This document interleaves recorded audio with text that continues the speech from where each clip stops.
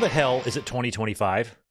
Can you believe that shit? My God. Happy New Year, everyone. How's it going? Happy Wednesday. Happy New Year. Happy 2025. We've got a fun, kind of a mega stream tonight. I've been kind of out of the loop and working a lot. Holidays was crazy, so I wanted to take my first opportunity I could to come up here and give you guys a big, nice, fun live stream. So what we're going to do is we're going to watch AEW Dynamite together. I currently have Max pulled up, and I'm hoping it just starts playing. I've got my my cable. I've got TBS pulled up as a backup in case anything is weird with Max tonight. And then after Fight for the Fallen, we're going to stick around and do kind of a New Year's Eve podcast, just a little catch-up podcast on what we've missed on WWE's side of things with Raw last week or this past Monday, which was great with that Punk and Seth Rollins promo, and SmackDown last week set up a Cody Rhodes and Kevin Owens ladder match at the Royal Rumble, and a lot of things going on in WWE land as well. So I thought this would be kind of a nice 1-2 punch, a little combo platter tonight to watch Fight for the Fallen together and then stick around and do a little podcast after. So hopefully you guys will hang out with us this evening if you are at home and enjoying a nice New Year's Day off. I know there's some football on right now. Ohio State's beating the shit out of Oregon. Not really sure how the college football playoff is set up this year. I think it's different, right? 12 teams. It seems like it's a mess. So I really don't know how it really works. But there's a lot of playoff football going on right now as well. So if you're here with us tonight, welcome. Thanks for being here. And it should be a good AEW Dynamite and I think a fun podcast tonight. So I appreciate all y'all being here. Thank you again for a wonderful 2024. It was amazing. Appreciate all of your support with the super chats and the engagement and the subscriptions and tuning in and being here every week with us, regardless of if we're doing a podcast, a watch along, a mic drop, whatever it is. You guys have been loyal for years and years and years. And we just wrapped up another great year here on the channel as we enter year number 15 on the channel, which is nuts. So thank you again for everything. It is the top of the hour, so let's try to get Dynamite pulled up here. I am on Max, like I said. I am not seeing it yet. Watch live. Here we go. Here we go. All right. I'm on Max. The event is starting soon. Violence, coarse language, TV 14. This is big boy stuff here. Put grandma to bed. All right, Dynamite on Max. Let me know in the chat how you guys are watching. Are you sticking with cable, watching on TBS, or are you watching on Max? Oh, look, is this a new intro? I'm so excited. Is the intro? Is this the same on cable? Lose control, and I think I like it. This is a very interesting choice for a wrestling theme. I'm surprised at this choice.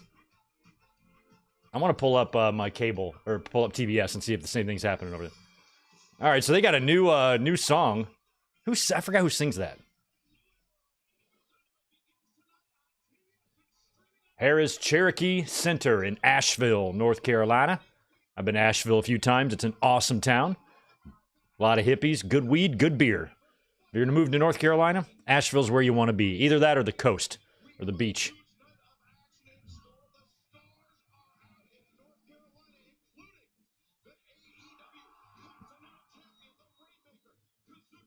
There's Okada. All right, looks like I'm a little bit ahead.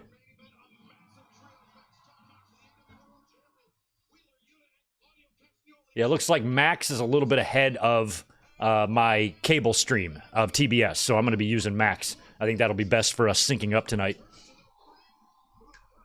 Pointer Sisters, yeah, that's probably it. You're probably right, Garrett. Hurt Syndicate and the Acclaimed. Jamie Hayter and Julia Hart, right? Orange Cassidy and Hangman Page. Fight for the Fallen in Asheville.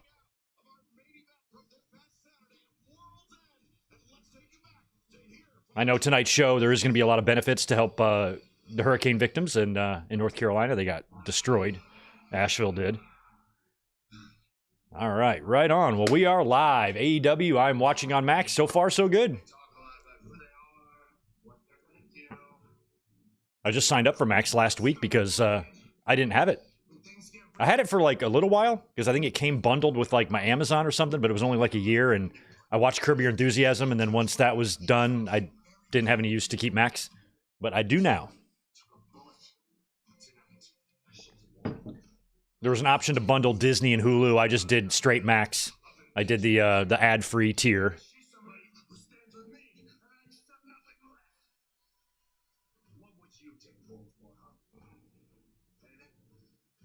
You know, Moxley, I really like you, but this Death Riders angle has not captivated my attention the way I was hoping it would.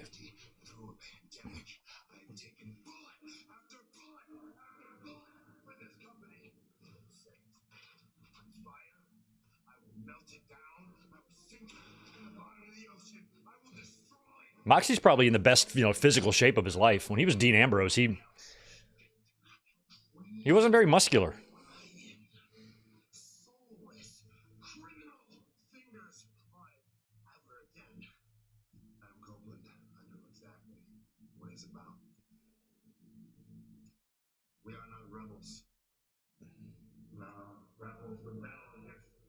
We're getting a big. So this is after World's End. Apparently, this is backstage.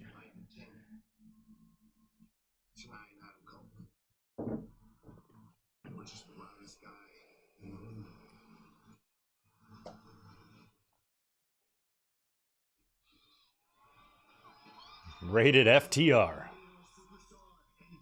All right, Adam, let's be careful this time, please, with this run. Let's not break any legs. You ain't getting any younger. You ain't no spring chicken.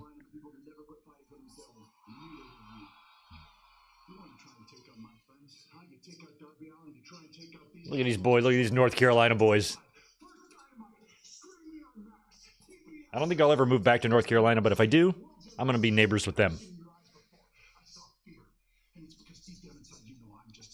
Colin, thanks for the super chat. You fell for the WrestleMania 43 in Saudi Arabia prank. You got to check them handles, man. There's a Wessel Votes account now that, I mean, before you read anything or retweet it, just double check the handle and click on the account to make sure it's not some BS parody bullshit. The internet sucks, man.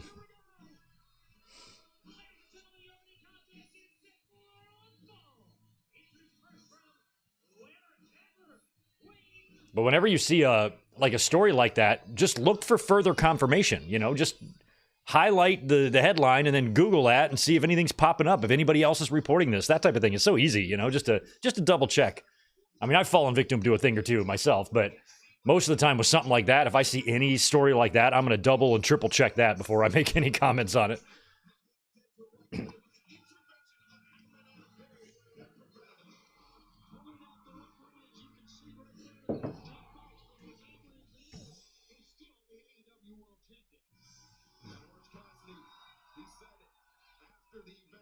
Last night, the AEW content started showing up here on Max, and also a lot of Raw content showing up over on Netflix. Now, it doesn't have everything yet, only like a chunk of episodes per year, but they're probably in progress of making them all available, so I wouldn't read too much into them not all being available yet, unless we go 2 months from now and they're still not there. But AEW content on Max is kind of the same thing. Just some sporadic episodes so far, but it looks like it's starting to roll out. And we'll see more and more as the days and weeks and months progress.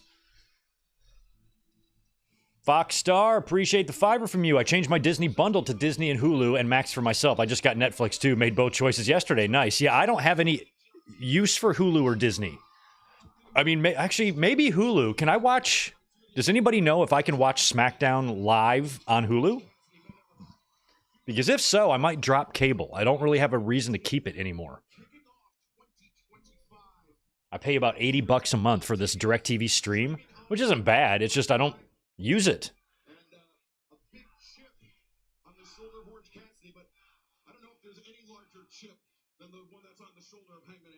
It stays with him. It's part of his makeup. We didn't know that throughout the years when he was AEW World Champion, exactly what he will do, the depth that he will go to, but that feud or that issue that he had with Swerve Strickland. All right, Hangman and OC. Now, WCW ran a couple of Nitros in Asheville back in the day. I'm wondering if this is the same arena or if this is something new that's been built.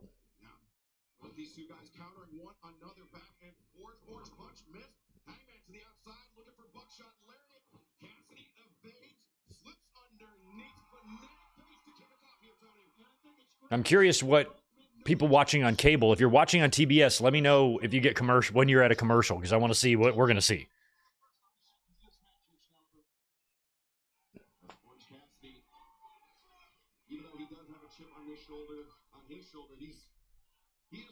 Okay, SmackDown lost Hulu a while ago. Okay, that would be the only reason. If I can stream SmackDown, and I'm not even home on Friday nights, but in the occasion that I am, I might want to do a watch along or something. So I want it available to me. But if I could just figure out a way to stream SmackDown, I don't think I'd have any use for cable anymore. I don't watch the news. I mean, sometimes I'll turn on the football games, but there's probably different ways to watch that now. So I don't know. Definitely a new era. AEW on Max tonight, Raw on Netflix on Monday.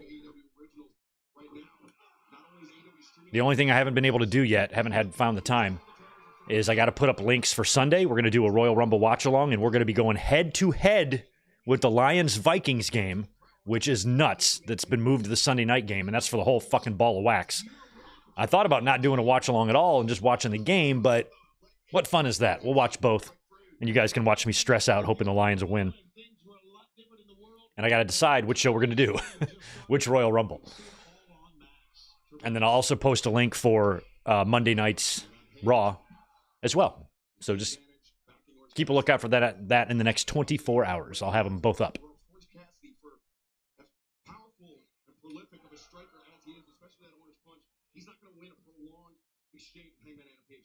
Joshua, what's up, man? No, I'm not going to live stream Wrestle Kingdom. I'm going to be working. Actually, I'd be home. But I unsubscribed from New Japan World about 3 years ago. I'm probably not going to watch Dynasty unless I can pick up one of them against the law streams. I forget what the word for against the law is. Illegal. If any of you have one for Wrestle Dynasty that night, feel free to DM me over on Twitter with a link, and I'll at least check it out. But no plans to live stream it or do much with that at all.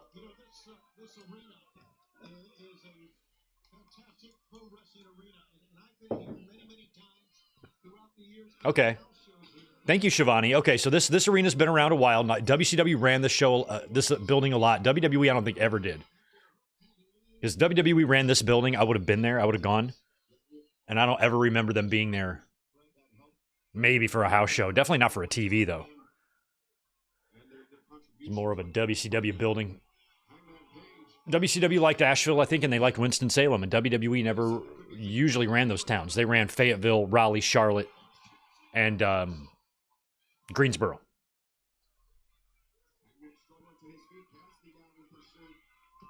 I kind of want Hangman to win here.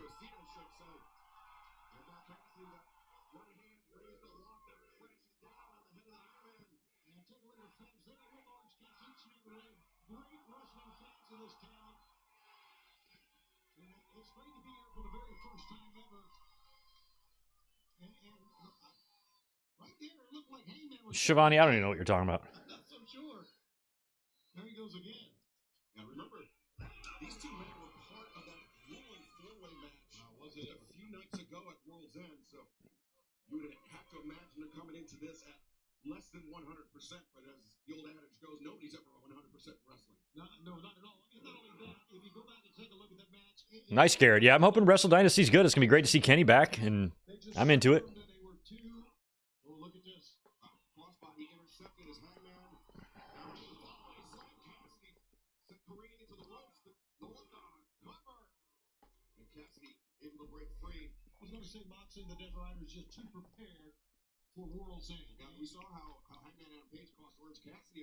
WWE fan. Happy New Year, Zane G. Thanks for the $5, dude. First 90 minutes of Raw on Netflix will be commercial free. I'm curious what the commercials will look like.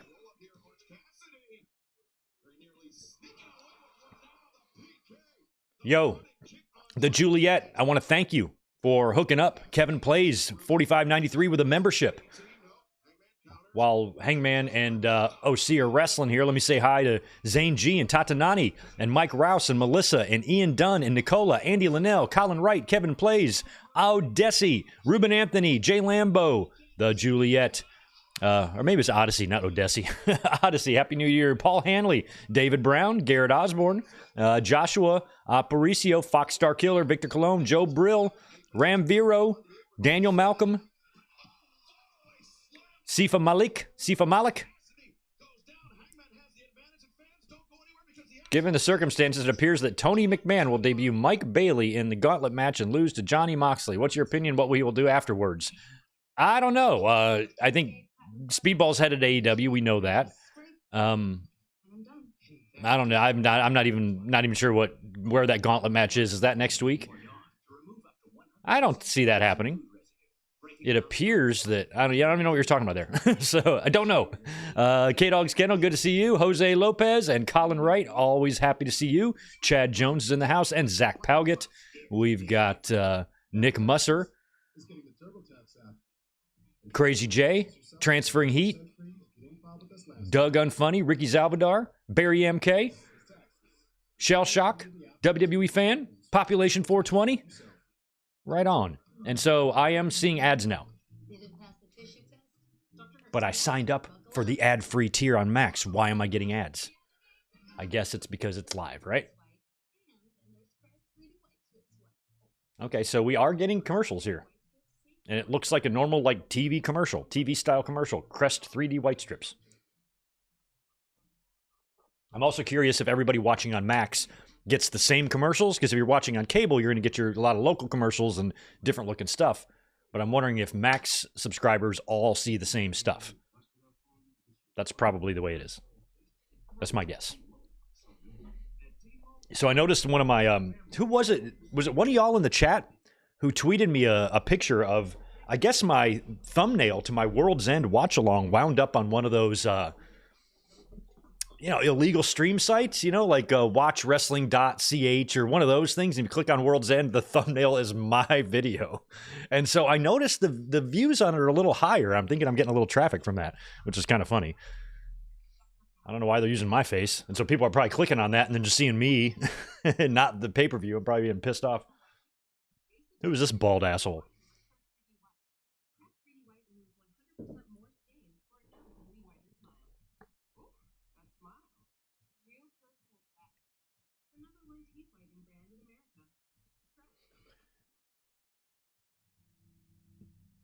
Yeah, I think the free ads for the tier that we signed up for, that's going to be for your movies and your on-demand TV shows. You're not going to have to sit through ads there. But for live content, and what else does Max have any other live content? Is this their first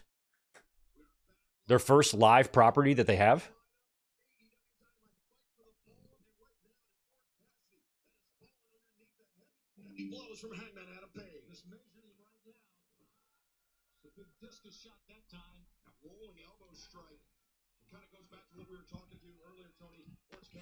I'm going to check out the Wrestle Tickets account, see if we can get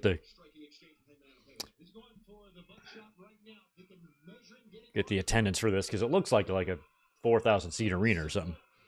Oh yeah, 3,600. That was close. It's about a sellout, 3,600-ish for tonight. So the sporadic seats are open, but for the most part, they filled it, and that's what's great. You get a 3,500 or 5,000 seat arena. If you can pack that out, it looks good. I think they also need to work on some of their lighting, Like Nitro would run this arena a lot. I know Nitro would run smaller venues sometimes, but their lighting was so much better. This looks pretty good, actually. It's not bad, but I still think if they're going to fill up an arena, you should want the crowd lit so you can see the full arena, If you're the number 2 wrestling promotion, I mean, these are the size arenas you really should be running,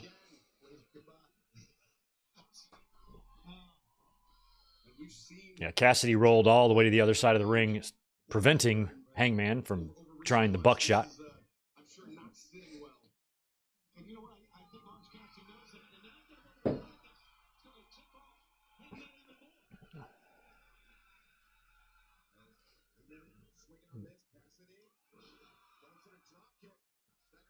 I do not know how Cassidy can nip up with his hands in his pockets. That would give me whiplash.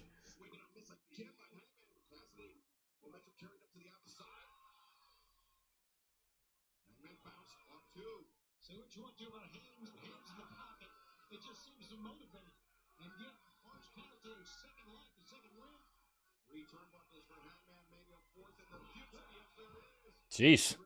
So Cassidy just going coast to coast on the buckle slams there.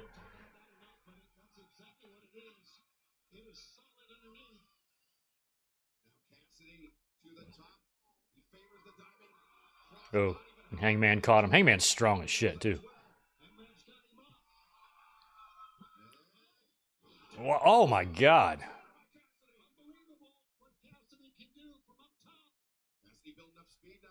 Two DDTs, two like windmill-style DDTs on Page there.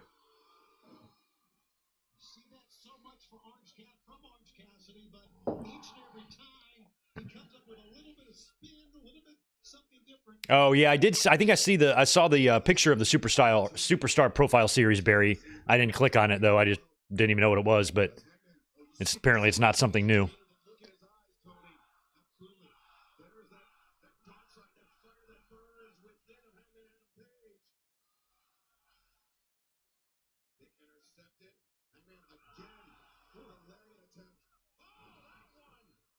Now he's going for the buckshot.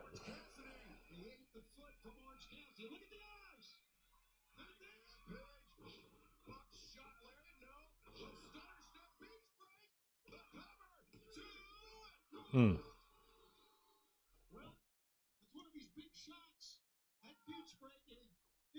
You know, Revolution is at Crypto. Looks like they've kind of changed the logo up for that too. It's going to be kind of a Lakers purple and gold type of theme for Crypto.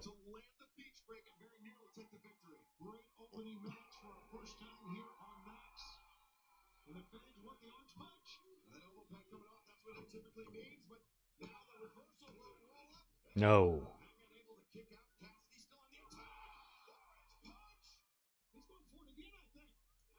Two of them.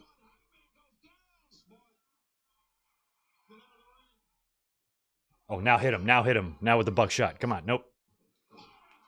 Jeez, 3 orange punches. I still feel like Hangman's going to nail him here.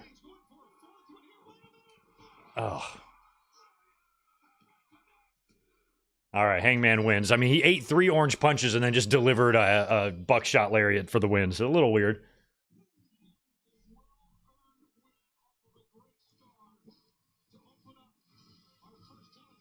Oh, wow. Hangman's continuing. Let's get Swerve or somebody out here. Or probably Jay White. Who has more muscle, OC or Adam Cole? I think Orange Cassidy's in slightly better shape, but they're about the same size. Ooh.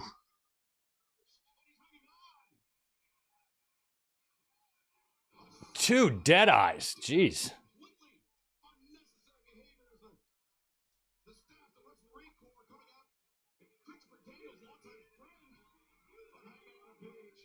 Hangman should nail. Yeah, there you go. I was about to say nail Christopher Daniels too.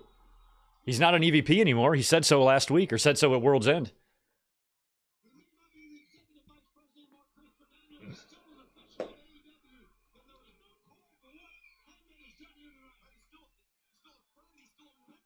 I love Crazy Hangman. He hasn't been as crazy as I would have liked him to be lately. I was really loving kind of his demeanor after the Swerve stuff, and then I feel like it got less interesting when he was just arguing with OC and Jay White. I kind of like him like this, just attacking people, fucking a little bit batshit. That's how I like my Hangman.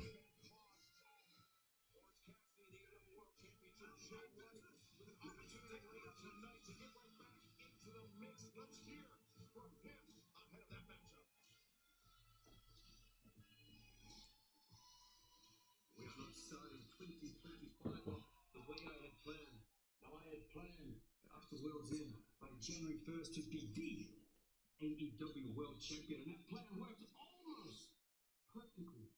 Blade Runner, 1, 2, and then Wheeler, Utah. Wheeler, Utah.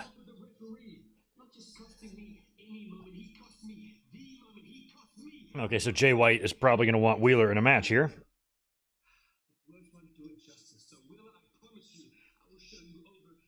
Maybe next week we're getting that one, or on Collision.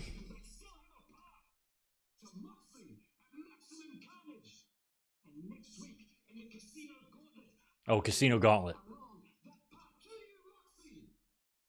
Tonight I face 2 former AEW champions and I beat 2 former AEW champions. It's nothing personal, fellas. Roderick Strong, Swerve Strickland, you will simply be the terrorist collateral on my way to the goal. So it's Roddy, Jay White, and Swerve tonight. Winner is the #1 spot in the Gauntlet. What the fuck is a Casino Gauntlet anyway? Is it just a Gauntlet match? Would you want the #1 spot or would you want the final spot in a Gauntlet match? Why would you want the #1 spot? Explain to me how it works like I'm stupid. Explain to me like I'm 5 what a Casino Gauntlet match is, because I forgot.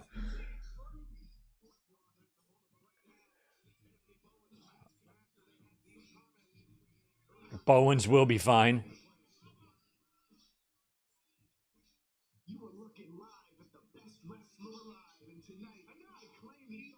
These guys are still not getting along. Why don't we just do the breakup here?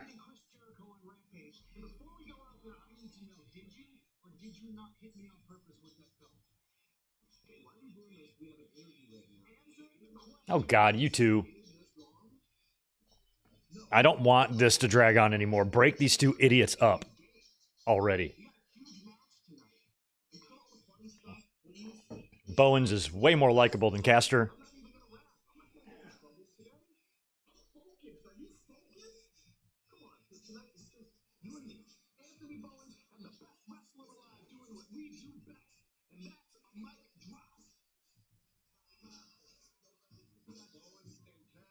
Oh, first pinfall wins. Got it. So the sooner you enter. Okay, I was thinking it was like match, and then the winner faces the next guy, the winner of that faces the next guy. Like a regular Gauntlet match. So it's people keep adding to the match until you get a pinfall. I got it. Okay. Yeah, well then that makes sense why you would want to be #1.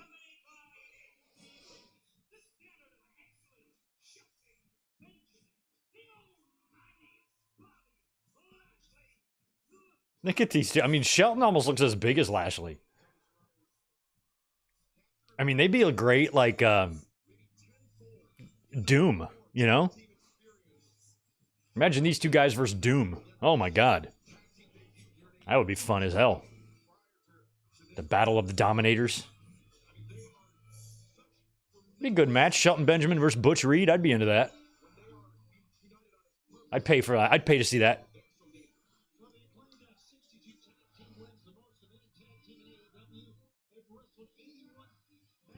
Yo, Michael. Yo, Greg.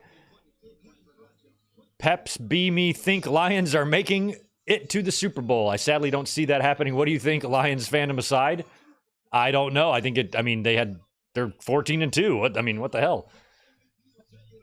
And they were great last year. I think they got a good chance, but obviously I'm biased.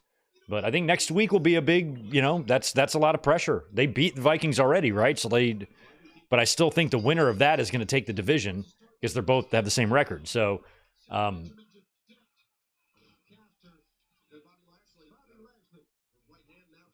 if they beat Minnesota, I'm going to be feeling pretty good. They're going to have a lot of home field advantage, playoff-wise, and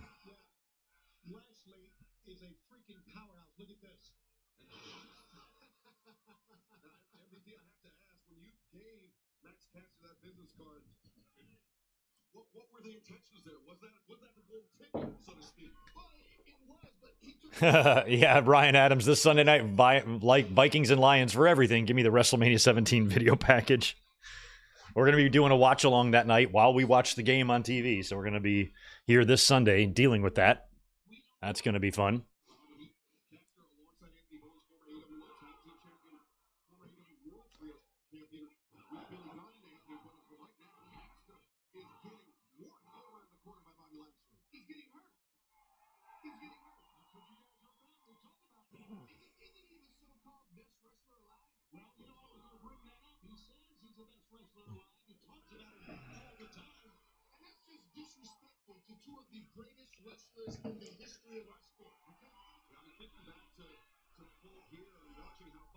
Chris Ludek, what's up, man?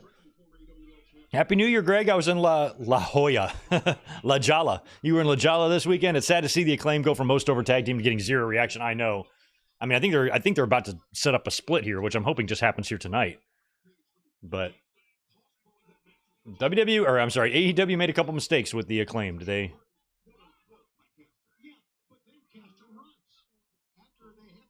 AEW has failed a couple of times to capitalize on like a white hot act You know, they dropped the ball on a lot of guys. Wardlow and Rusev, or I'm sorry, Miro, Acclaimed.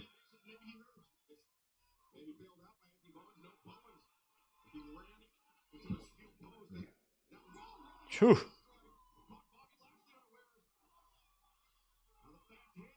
I mean, maybe Caster should just turn on Bowens right here and then join Hurt Syndicate.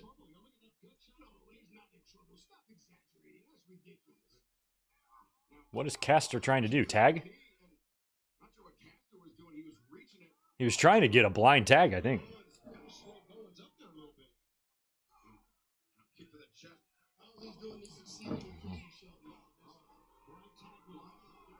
Yeah, that's what he was trying to do earlier, the blind tag. Yeah, this is what you want to do if you're in a wrestling match ever with Bobby Lashley and Shelton Benjamin, by all means, turn your back on them. See how that works. It's not like they're tough or anything. It's not like they could kill you by just looking at you. So by all means, make yourself vulnerable. Real smart.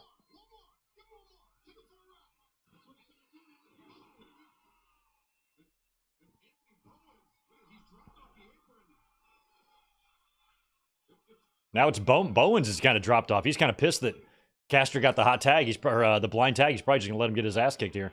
Hey, you wanted in? You're in now, bitch. Enjoy. Take him out. I do like how Caster is really good at being unlikable. I mean, that's good. If they turn him heel, he should be very easy to boo because he's a fucking prick. Stupid mustache. All right, we just got a spear and a choke slam from Lashley to Caster. Let's just hurt lock him and end this match.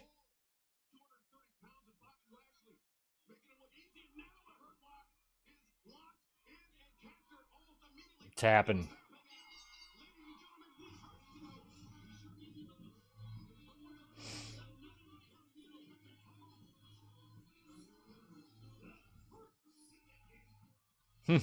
Well, I like that Bowens left him in there by himself.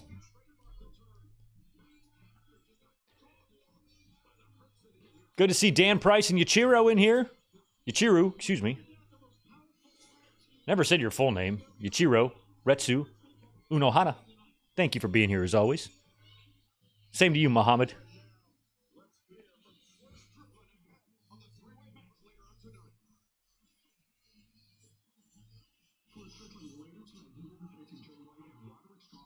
I mean, Swerve has got to win that, right? Tonight? And what did the Casino Gauntlet winner gets a title shot or something? Is that what happens?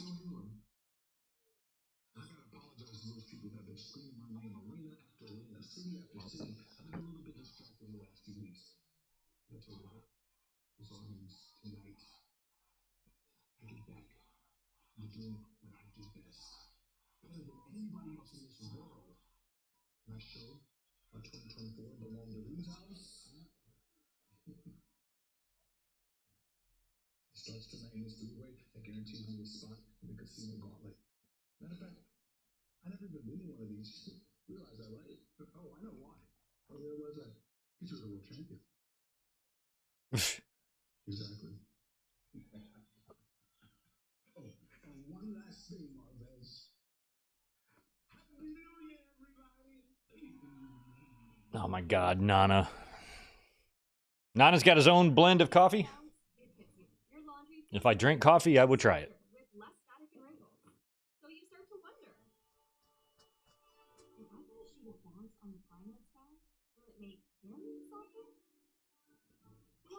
I'm gonna check out TBS, see what's going on over here now that we've got some commercials. I'm curious what the difference is.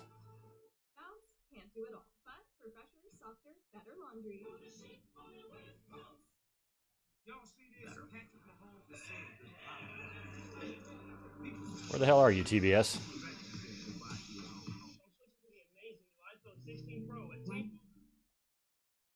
Okay, so we got two different commercials. We got an iPhone commercial on Max and some other stupid commercial on TBS. Interesting.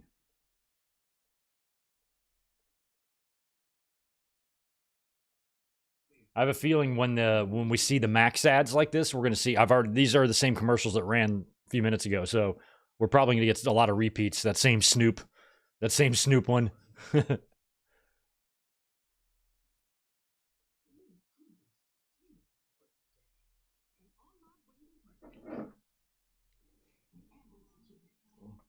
If anybody hasn't done a thumbs up smash for me, if you don't mind hooking me up, I'd appreciate it.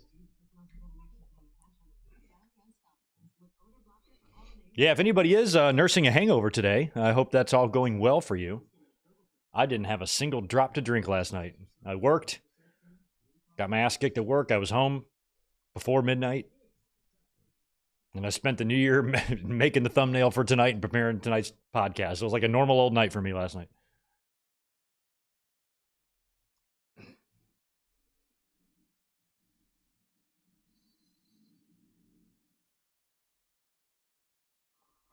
Speaking of coffee, we're now getting a Starbucks commercial.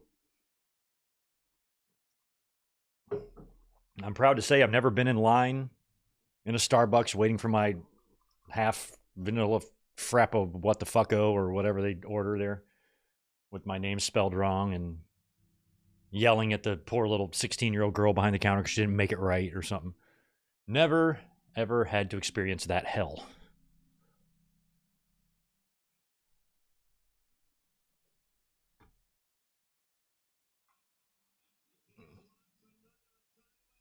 All right, this is going to be Jamie Hayter and Julia Hart, huh? Right? Have we seen Julia Hart back in the ring yet? I really do like Jamie Hayter's look, this very 70s look, which I like. But I also feel like since she's come back, she's done a big pile of shit. Nothing.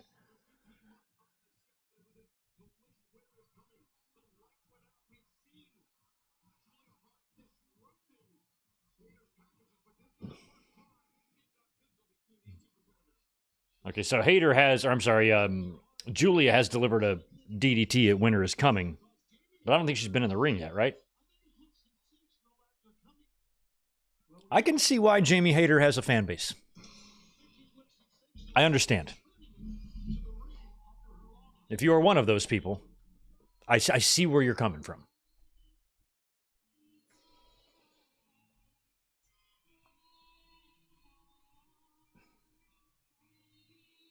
Welcome back, Julia. This kid's great. How old is she? 12? She's made so much progress in such a short amount of time.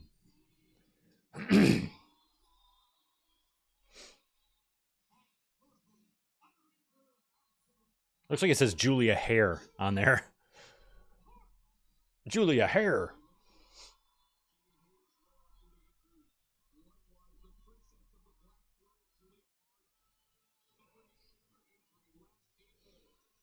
Yes, this is her first match of 2025.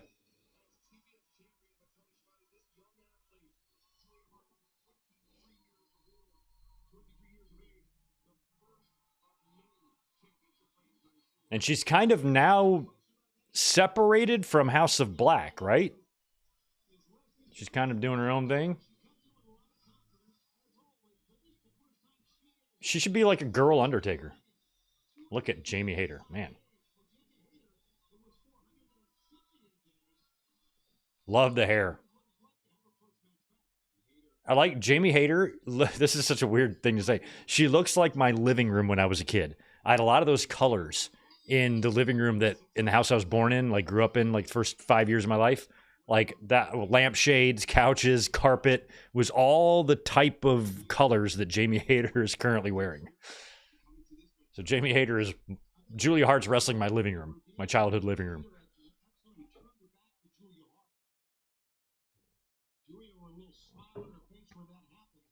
Remember like a year ago when I had like this, over a year ago, year and a half ago, I had this great idea for like All In 2023 of Jamie Hayter and Jade Cargill both going on, individual respective undefeated runs. And then you just collision course them for All In. And Jamie Hayter's the one to finally take down Jade Cargill. That was my big grand plan. Didn't quite work out that way. Hayter got hurt. Cargill left, but it was a good idea. There's a sign in the crowd that says "Book Athena." I'm not sure if they are aware, but Athena has been a world champion in Ring of Honor for like 2 years. She's been booked a lot. Athena's not looking for bookings. She's not looking around going, "Well, I wish somebody would book my ass." No, she's booked. She's just not in AEW. She will be.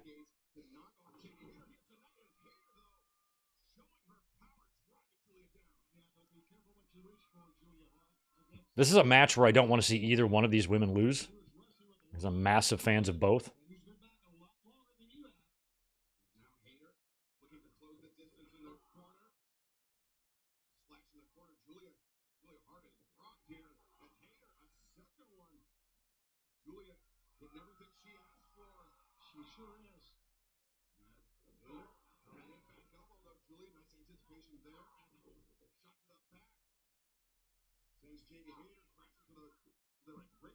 Not bad. I was hoping this match would have a potential to be good. We've had some good women's matches this week.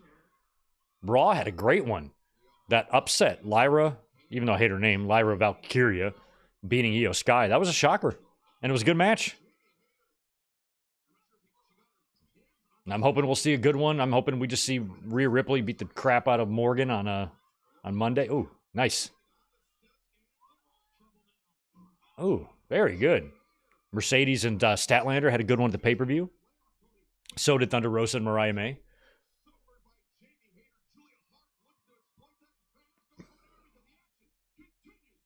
Julia Hart. That's a beautiful young woman right there. She's so young. She's already married. Oh my God.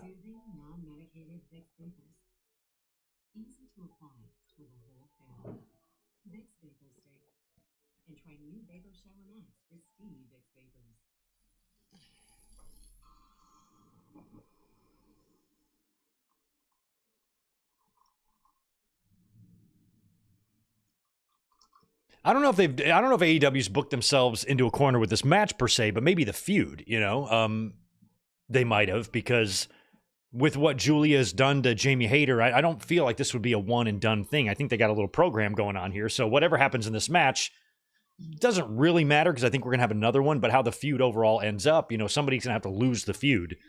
And I really don't want that to be Jamie Hayter, but at the same time, Julia Hart's, got a good gimmick. She's also, like Jamie Hayter, got a lot of fans' attention and showed a lot of early improvements and changes very fast. And they're both just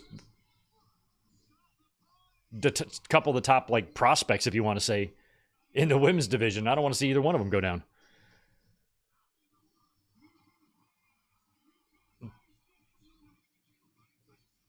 I think, though, if I had to pick, I'd probably pick for Jamie Hayter. I mean, she's got the more legit, kind of background. She's strong and an ass kicker and a badass. Julia Hart's got, kind of the Undertaker-ish type of gimmick. The mind games, the dark persona, but physically she can't match up to Jamie Hayter. So I think Hayter would make the most sense to go over in this program here, but who knows?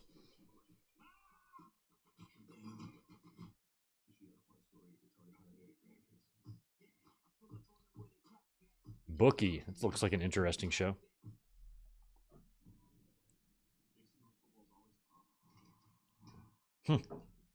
Now that I have Max again, I should surf it and see what else is on here.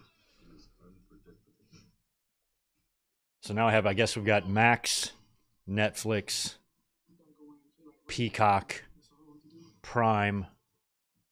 I think that's it. I have no Hulu, no Disney, no Paramount.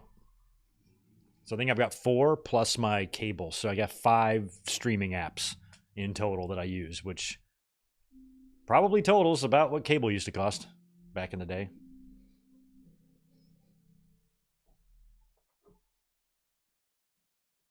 And I have YouTube. I have YouTube Premium. But I kind of have to have that. It's my job.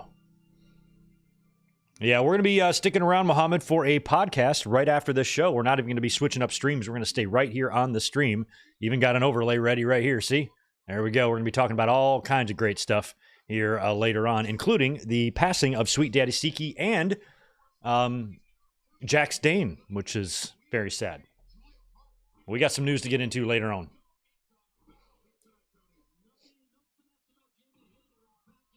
No finesse about Jamie Hayter. She's got a little finesse.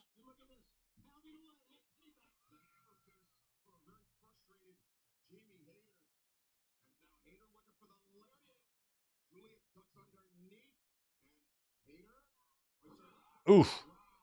Man, those Uranagi backbreakers, that has got to be... I'd be worried I'd break my leg doing that.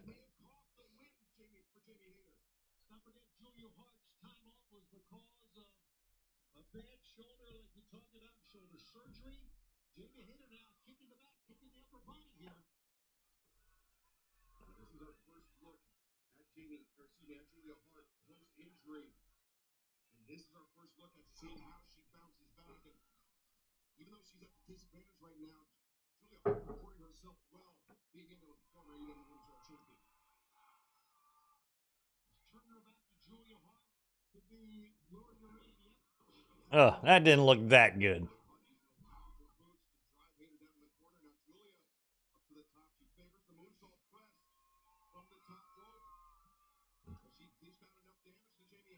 Tony Khan should work out a deal with WWE to where if he's got some talent that maybe needs a little polishing, you know, he sends him to the Performance Center.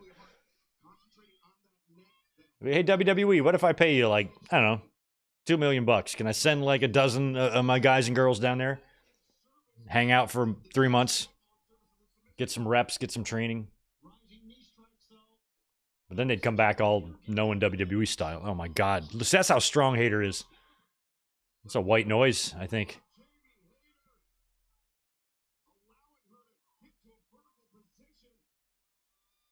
Is Hayter bleeding from the mouth? No.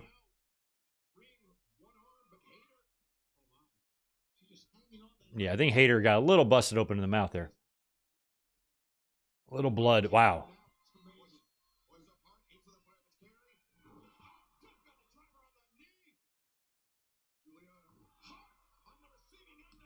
Yeah. Hayter gives Rhea Ripley some competition from the waist down.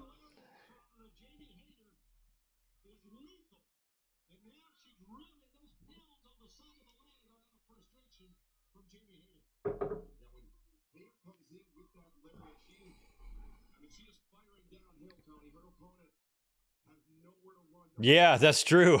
Half the NXT women's division was in AEW during the pandemic. That's true. Yeah, and Anna Jay spent some time in Japan. Yeah, we're going to be talking about Penta as well. I mean, Jesus Christ, that vignette they ran on Monday, I mean, that all but confirms it. I figured we all put 2 and 2 together the previous vignettes that they ran, but I guess technically we weren't totally sure if that 0 with the line through it was him. But we know it's him now. Oh.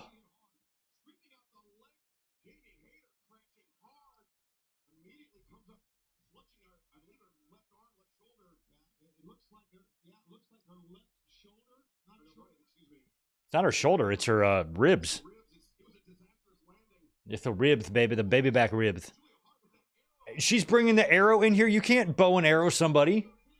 You can't stab someone with an arrow. I looked at the rules. It says it's against it. Oh, the mist. She got misted. Love it. She's going to win. Okay, cool. So they booked it. That's a protected finish. So I'm cool with that. I was like, if Julia Hart wins, then she needs to do something, cheat, whatever. And there we go. And she...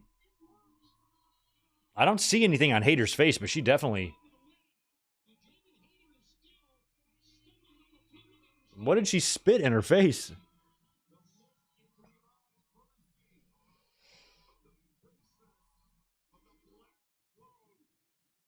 Okay, Julia Hart, you're the one wrestler that I will let slide singing your own song because you look really good when you do it. But everybody else needs to stop that shit.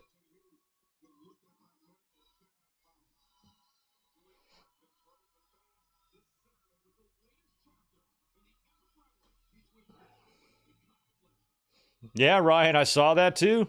The real big news, Omos is a tag team champion in Noah. Yeah, he won the tag team titles with former Detroit Tigers pitcher Jack Morris.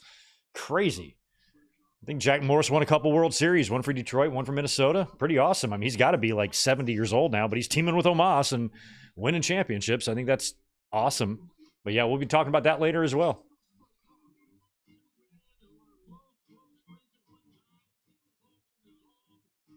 AEW found a star in Fletcher.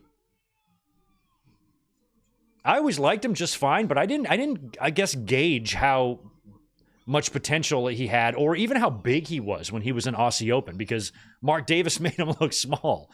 But he's got this like Billy Gunn, Randy Orton combo vibe going on or something that I can't quite explain, but I love it. And I love when you can just kind of out of nowhere, you know, somebody just boom, you know, circumstances, you know, dictate them going a certain direction, then boom, next thing you know, they are the upper tier of the card, and he's good. Good in the ring, entertaining his shit on the mic. He's tremendous. Big Kyle Fletcher fan over here.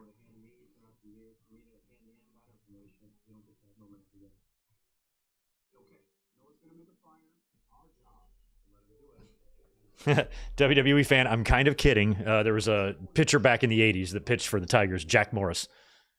And that's the name of the feller that Omos won the tag team titles with.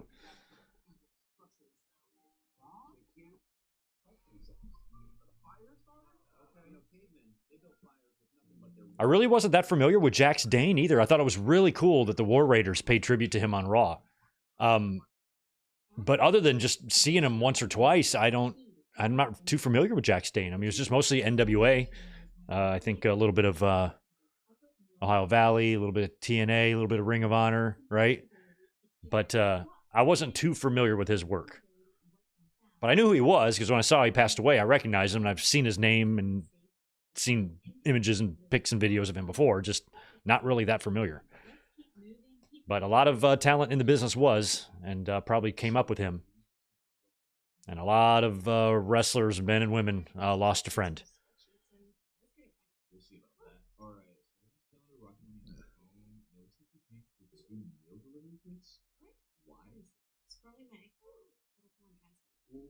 I think Gilbert, it was transparent mist.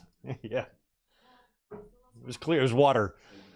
Sprayed water. All right, I'll be right back. I'm going to go get another New Year's Day beverage.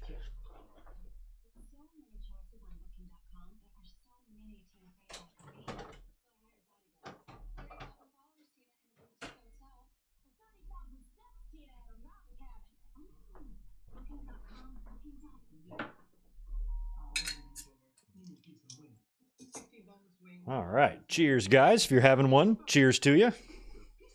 I drank nothing last night and having 2 beers today. That's weird. But the good news is no New Year's Day hangover for me.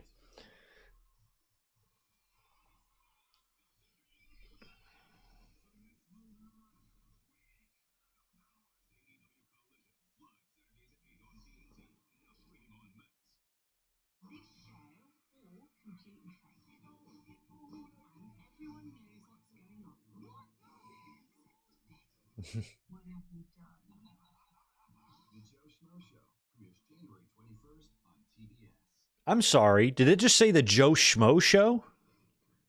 On TBS? That's back? Is it the same dude?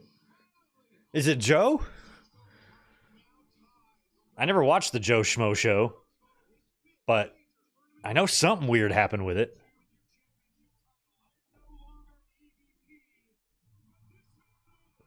I was wondering if we're going to see Kenny Omega tonight. I don't know if we are now, since they're just showing a replay of World's End.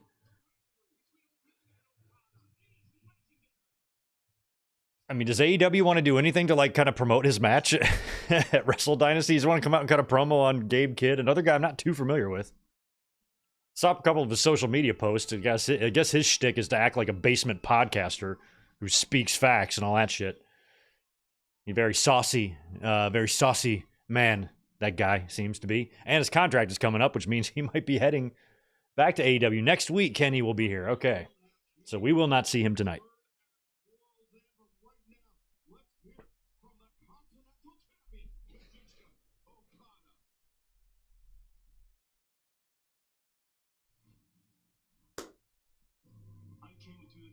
Damn, Beyond the Mat is 25 years old. Jesus. I got it back there.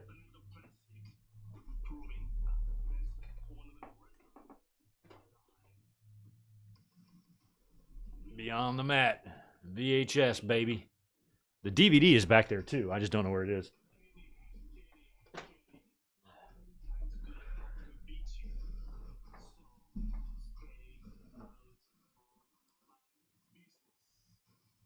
How are they going to be able to stretch this match to All In July? It's it's January, but yesterday it was December. It's cold as shit now. By the time that match happens, it's going to be 100 degrees at everybody's house. Just like last week, I like the smaller venues, love them. I just hate the small entrance. I wish there was a way to lengthen it just a bit.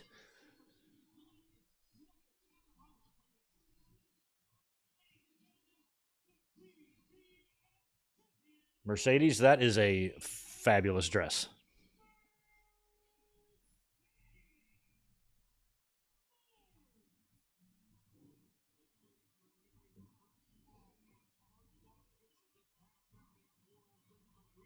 Now I know she got divorced and isn't with her husband anymore. I wonder if she's dating anybody. That boy's got his hands full. She's probably as annoying as she is hot. It's a balance.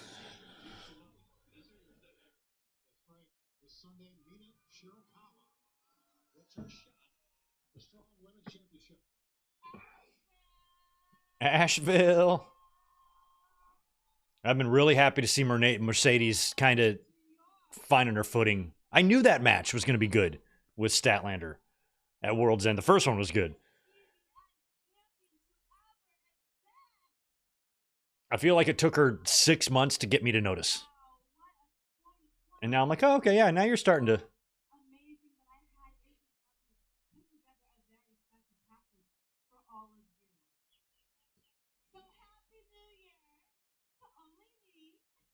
I feel like a great on-screen couple would be her and Ricochet.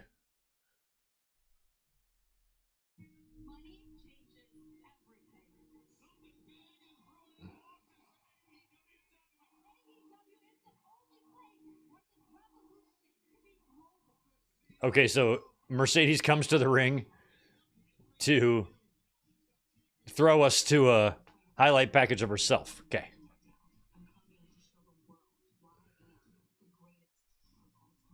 I heard rumors she's with Okada? That's awesome. I want to go to that wedding. How can I get an invite? I gotta start sucking up to both of them.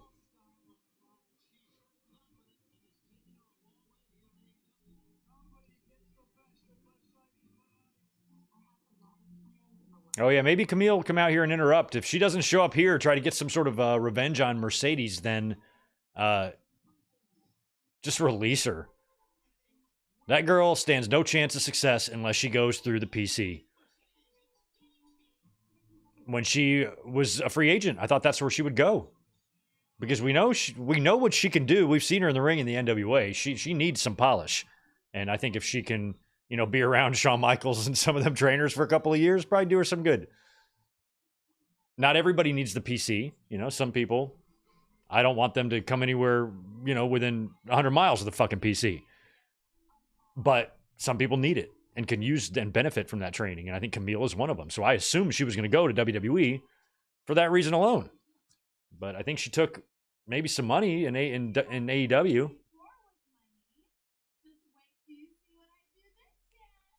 And she's taking big time money, but she's not big time ready,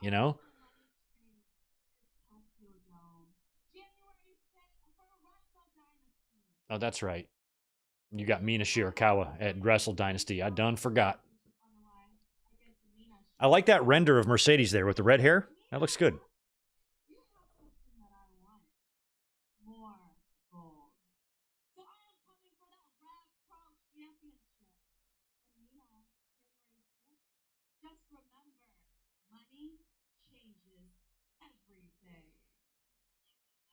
But So Mina's Rev Pro title is or is not on the line? It's just the New Japan Strong. Unless it's title for title. And then Mercedes is going to have 3 belts. Oh, Mercedes, see, you can't sing your song. Julia can. You shouldn't. I feel like somebody's going to come out here because there's a close-up on Mercedes. She's dancing. No, maybe not. They generally do that when somebody's coming into the ring so you can't see them. You just hear the crowd reacting. God, what happened to Asheville is so crazy. I definitely have driven down some of those streets that were ravaged. There's 2 YouTube channels that I watch, both stationed in Asheville. One's kind of like in construction, and the other one's mountain biking. And they're great dudes, and they did a ton to help out, too, the area there.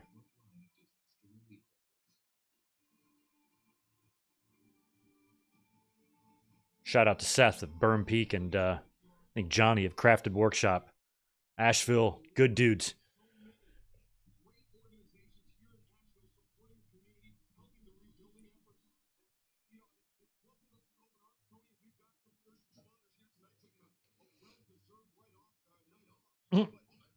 A well-deserved write-off. I love that.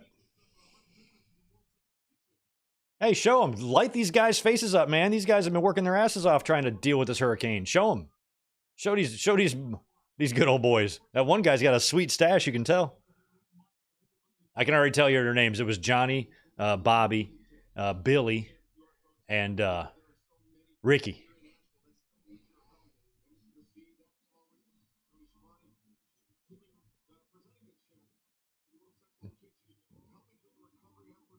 All right, they gave 25 G's to a kitchen in Asheville.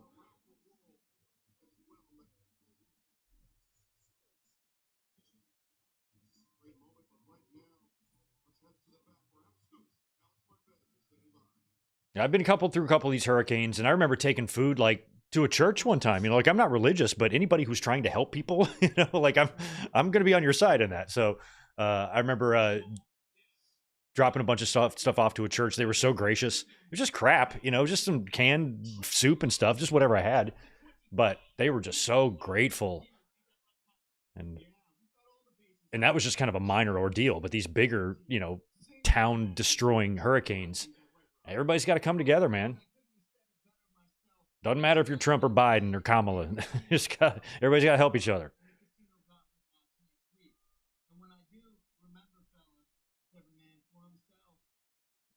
There we go. Do you guys trust this undisputed, you know, hug fest that we saw at World's End? I mean, are they going to be, you know, full-blown faction, you know, with motivations and desires and championship dreams and all that stuff, and they've got things to do? Or are they just going to be kind of loosely together in the background, lost in the shuffle type of shit? Or is there something bigger at play and it was all a ruse and somebody is still going to turn on someone? All I know is that I'm glad that MJF and Adam Cole are done.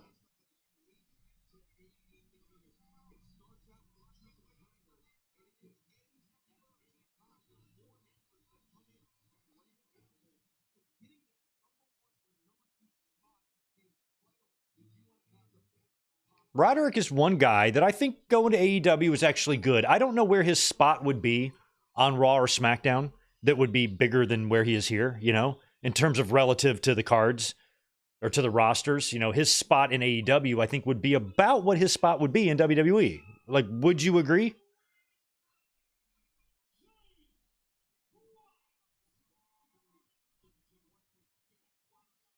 Like, Roddy has always been able to find shit to do in spite of AEW's creative issues. Start and stop bookings and lost in the shuffleness and things like that kind of plague them a little bit. He gets regular TV time in matches quite frequently. And that's good because he's in his 40s and he's excellent. And I would hate to see him wasting away in a locker room doing nothing.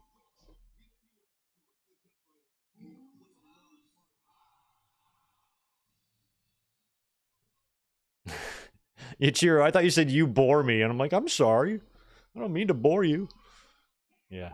UE bore you. I mean, kind of agree, but I am just still clinging to the potential hope that the magic from NXT, which I loved, can be resurrected a little bit.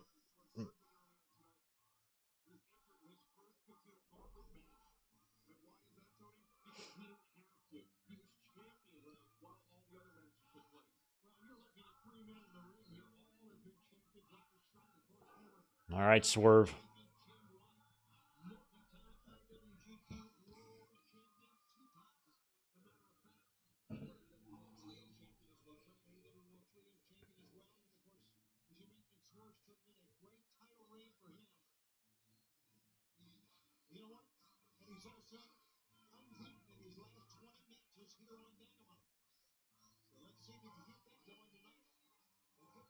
Hmm.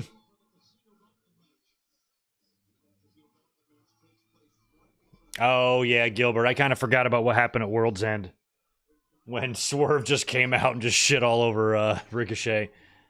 Yeah, Ricochet might have. Okay, so winner gets world title shot at Maximum Carnage. Dynamite.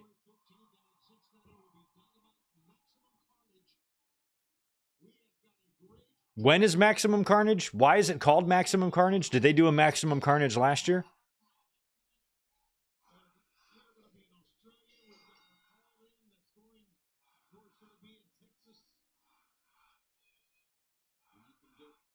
There it is.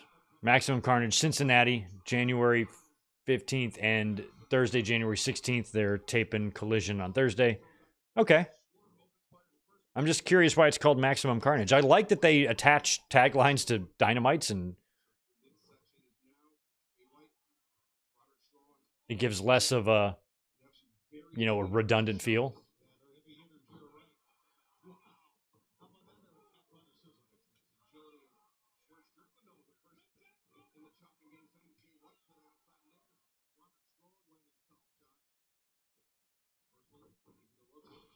Swerve has put on a lot of weight too since his NXT days, hasn't he? I'd say a good 20 pounds.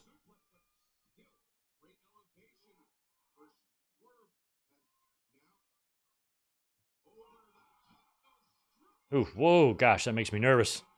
I get so worried about dudes' knees. I'm like, watch your knees, guys.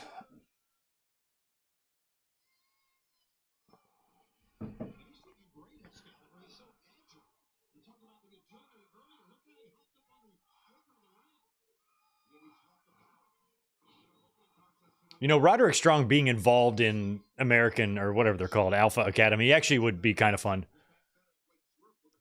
He'd be great in that.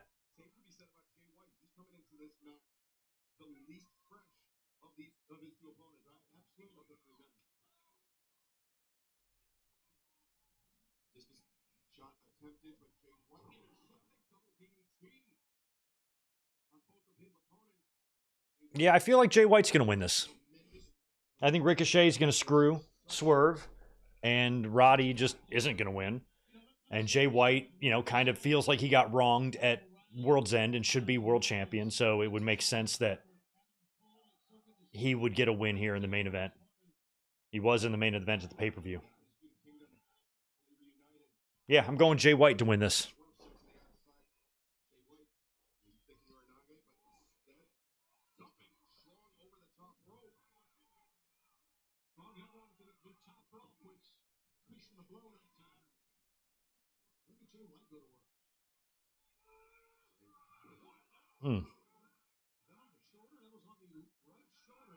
Jay White did the thing. I would love to do the dance, but the problem with me is I'm white. And that kind of eliminates my ability to do anything cool. So I'm sorry.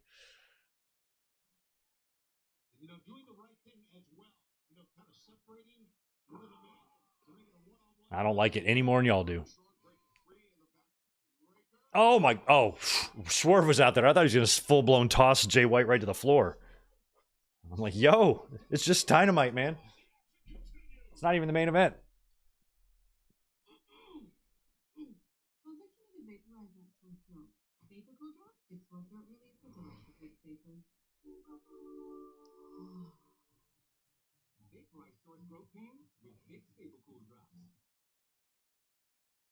We've seen some ugly accidents, you know, botches and injuries and stuff like that, and I'm just glad that, knock on wood, you know, we haven't actually all witnessed on live television, you know, something worse.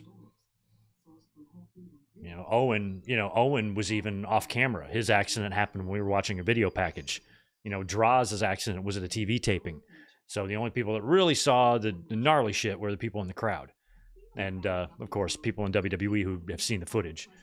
But we haven't had really one like that where, you know, in the middle of a pay-per-view or where there's just millions of people watching, you know, something happens. And you'd think, like, statistically, since there have been deaths, you know, in the ring before, the fact that we're in 2025 and we haven't seen that on Raw or SmackDown, you know, or a pay-per-view or anything like that is pretty incredible. It just goes to show how careful those professionals are, even though they might hurt themselves from time to time. You got to know what you're doing to be in there.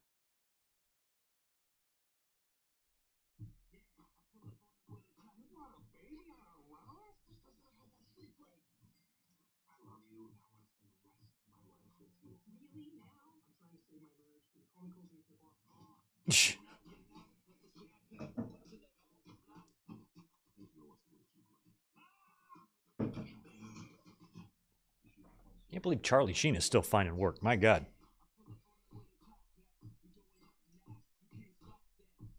Nice. Hardy Boys love R&B music. I can see that. They're North Carolina. I grew up there as a kid in North Carolina. I like R&B music.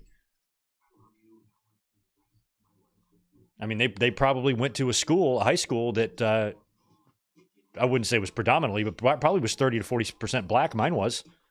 I think mine was like 35% black or something. So I was heavily influenced by R&B and stuff like that. When I was a kid, that I would go into the bathroom and a bunch of the guys would be like in the corner because there's good acoustics in there. They'd just be in the corner like rapping. And when all that was in, like just freestyle rapping, I'd just be in there peeing and I'm like listening. I'm like, this sounds pretty awesome. Wish I could join in, but I'm no good at that.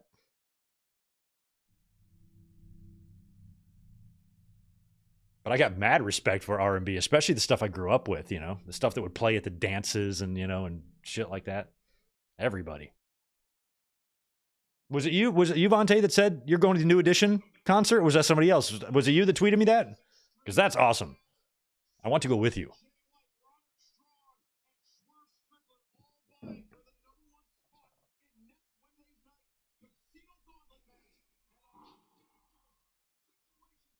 All right, come on, Jay White. I'm rooting for you. I've kind of been liking the fact that Jay White's been in pay-per-view main events, main event situations, title matches. I felt like it took him a year for AEW to kind of remember he was there. And now he's kind of has a spot on the card where I feel like he just naturally should be. So him winning here is what I'm hoping to see. But we're going to need Ricochet coming out here and doing something to Swerve.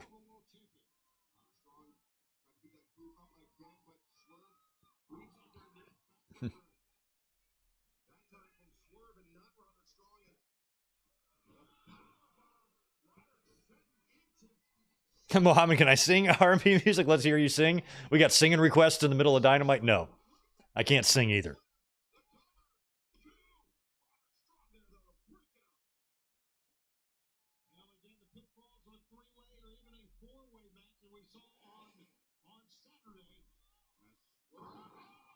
And I'm not going to disrespect the good name of Casey and JoJo and try to sing their hits. Oh, shit. And there's an angle slam there from Strong.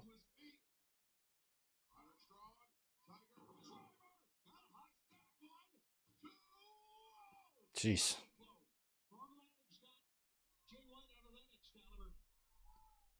Growing up watching you tried rapping at school. Now I realize I just look like a tit. Yeah, probably, but that's okay. I look like a complete tit when I was in elementary school or grade school.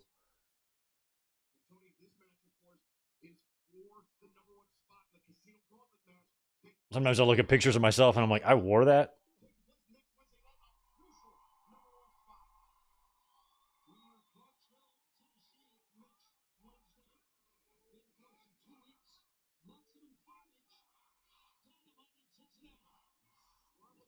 Oh, missed the stump. There we go. Blade Runner. I don't feel like that's going to be the finish, though.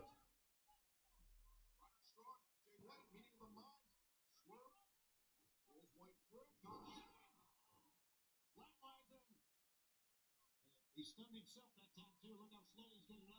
Like the Seal Gauntlet match next week, it can end at any time. So the number one seed is crucial. I don't know if Swerve's going for... Oh, he's not going to go for anybody. Well, you're assured of a shot because you're number one. Out of that, no one's assured of a shot. 1 and 2, and that would be it. We're Strickland. Trying to lock it strong, drives the boot to the face. I'm trying to look in the crowd and see if I can see Ricochet coming in from any direction.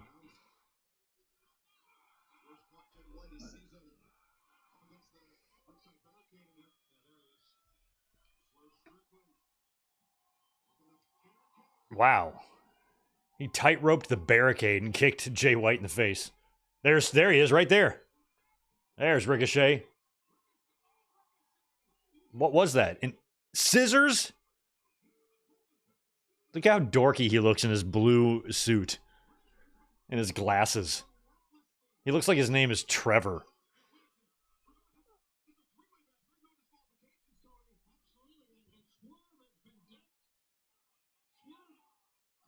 Swerve blading down? I mean, he's got to be blading if he got hit with scissors. All right, come on, Jay White. You need to hit a Blade Runner here on Roderick. Counter whatever Roddy's about to do here with a Blade Runner and win the match. Boom. Right there. Yeah. Jay White with the win.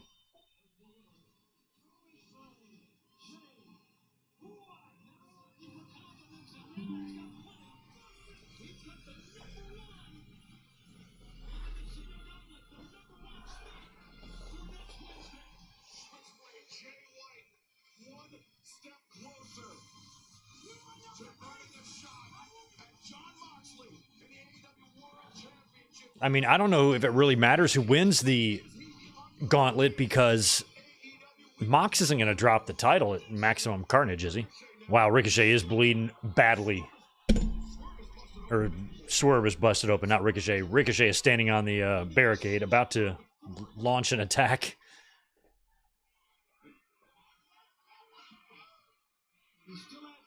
Ricochet still had the scissors in his right hand, Excalibur. And Swerve is in no condition to defend himself right here.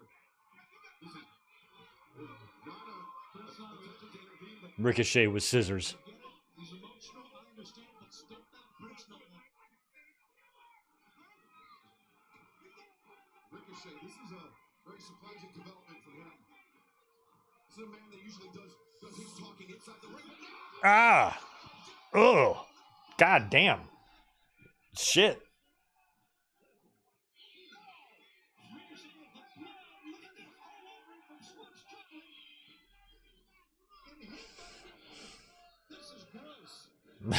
Tony Schiavone, this is gross. You see, look at all the blood on Ricochet's suit. So Ricochet took the scissors after stabbing Ricochet, or I'm sorry, stabbing Swerve, costing him the match. Now continued to stab him in the face with the scissors, with the golden scissors. And now he is chair whacking Prince Nana. I think this is going to impress the Hurt Syndicate. God, there's blood on Ricochet's head. I hope that's Swerve's blood, unless Ricochet cut himself open. I love that he's still wearing his glasses. And now the taunts come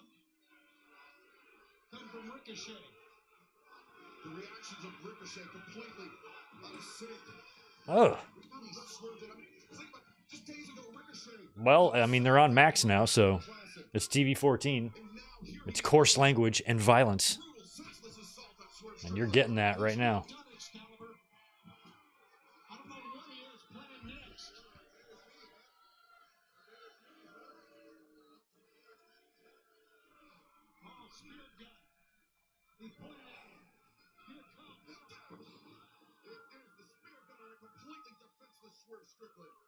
I mean, I spent the first, 5 5 to 8 years of my YouTube career here, and every fan being like, "Oh, PG shit sucks. It's too blah, blah, blah." Like now we're finally getting some gnarly stuff.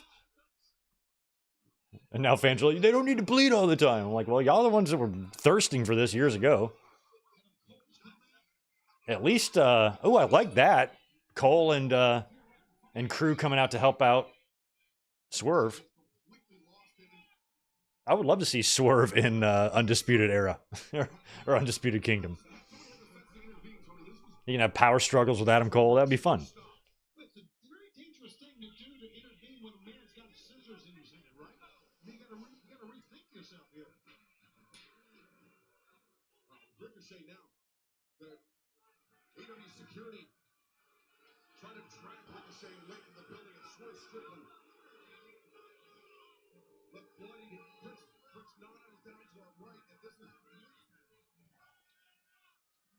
Pretty hardcore attack there. I mean, he just went at it to his head with the scissors. Swerve very bloody. I like the amount of blood that got on Ricochet on his suit, on his head like that. This is a travesty. And Roderick stayed in there, which is cool.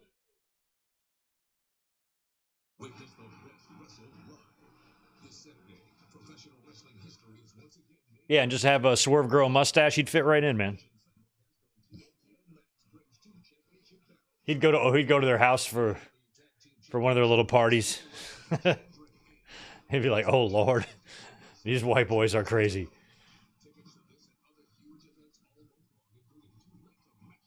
I'm surprised nobody threw it in there. I was because I guarantee Ricochet would have picked it up and wiped off and used the toilet paper to clean the blood off his face.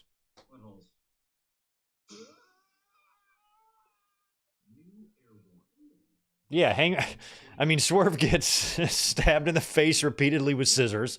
He gets needles injected into the inside of his cheek. He gets his face smashed through a brick.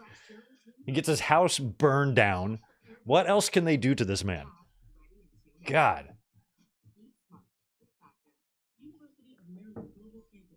Or I think he got pile driven on a brick. Or power bombed on a brick. Whatever it was.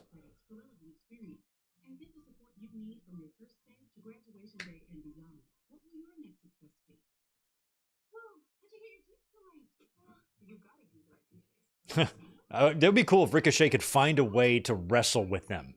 Or he should. He should try to wrestle a match just with their glasses on for a little bit. Like against Commander or something. And the announcers can be like, the arrogance of this guy with his glasses. And then finally they get knocked off. But if he tried to like wrestle like for 3 minutes with the glasses on.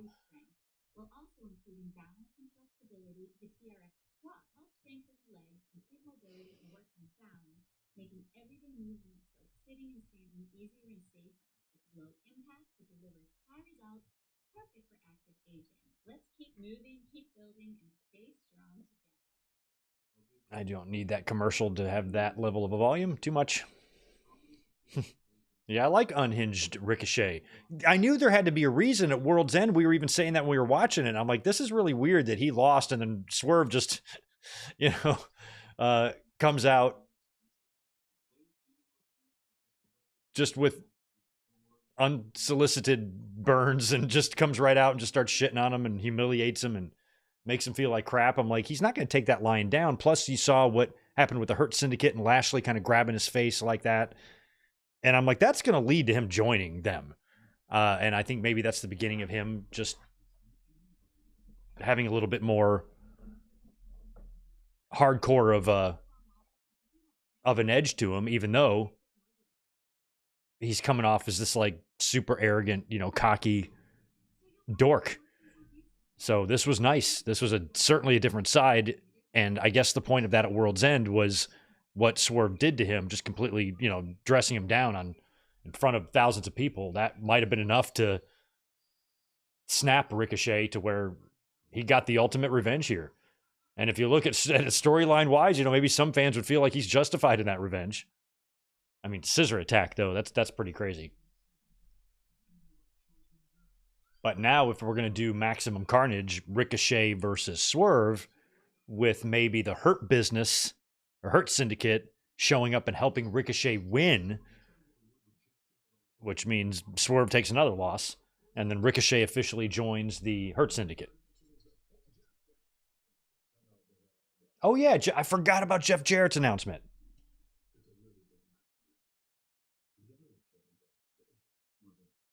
Why do I feel like this is not a retirement?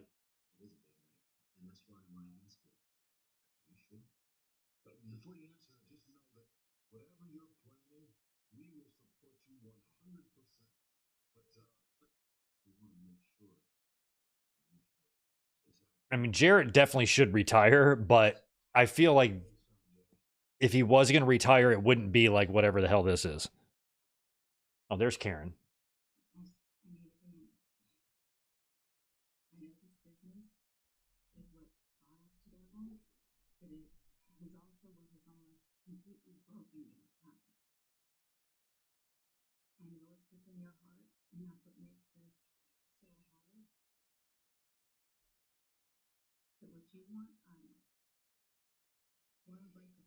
We're unbreakable.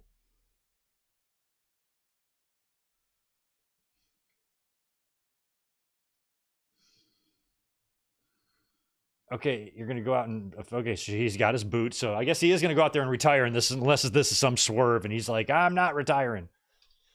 I don't know. He's kind of already been retired, so.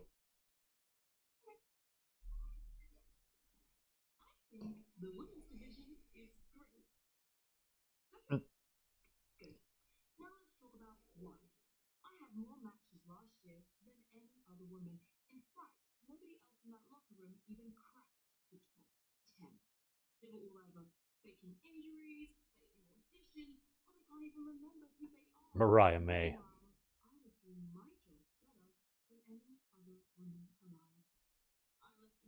I think her and Tony are the two best they got. And number 3 is a distant third. Like they're above all of them.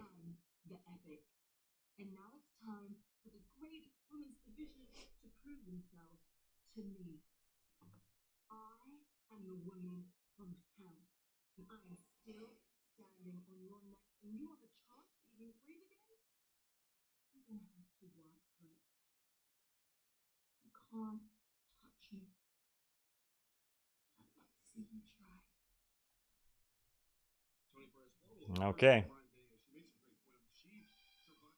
All right, here comes Jeff Jarrett. Let's see what Double J is going to say. Is he going to retire? I mean, they got a guitar in the ring. I feel like he's going to be attacked. I mean, he's wearing wrestling gear. He's got his shirt, his jeans, and his gloves. So if somebody does attack him.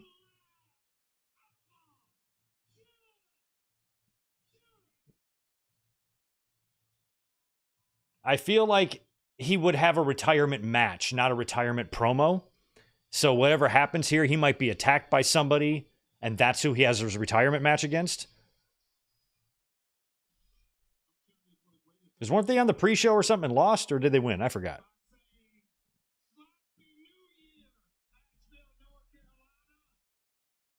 Slappy New Year.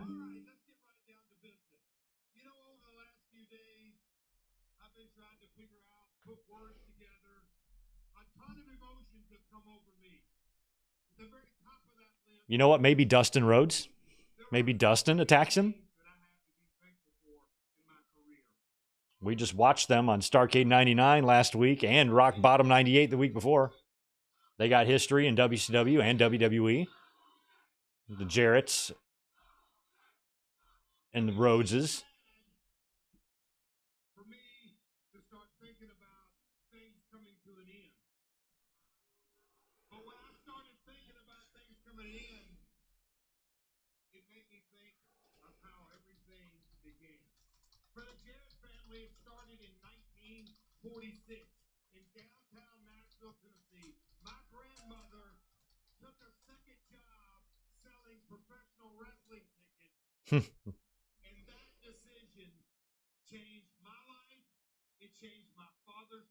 Right, Doug. And aren't they in Tennessee, right? The next one? They've been talking about the show in Tennessee, right? Is that Carnage or is that next week? And she became the CFO of the Tennessee territory, as it's commonly known in this industry. And then my dad got into the business. He promoted shows in high school. He wrestled. He became the most popular wrestler in that. Jarrett's group is going to turn on him. That's what's going to happen. To actually buy the promotion. And after a series of Jarrett's giving us a history of his family promoting wrestling, high reward, which we all know about. in the Tennessee territory for 40 years. And then that brings me to 1986. It's funny, he kind of looks like Mike Graham now, and Mike Graham hates him, or hated him, I should say, when Mike Graham was alive. But he kind of looks like Mike Graham now. Reward decision. He broke 1 million guitars, never do a dime. These wishes, against specifically my mother's wishes, I was playing college basketball as a freshman, and I dropped out of school and started my career. You know, I could go on and on and on about the high risk, high reward decisions, but I'll just talk about one more. Yeah. 2002, I bet on myself. I launched my own. I bet on myself because WWE wanted nothing to do with me. And in my professional opinion, that promotion has produced some of the greatest professional wrestlers of all time. That's a fair argument. TNA had a lot of big names we see today pass through there. Brings me to tonight. Some basically made their name there. I'll never deny that about TNA.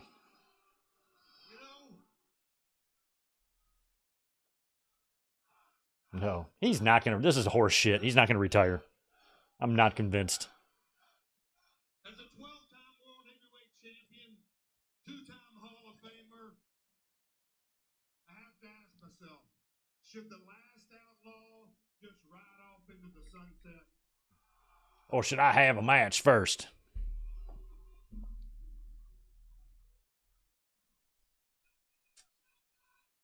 And the answer is No. hell no. Okay, so he's not riding off into the sunset yet. Because the thought that keeps going through my mind is, Jeff, when you've taken the biggest risk of your life, you've got the biggest reward.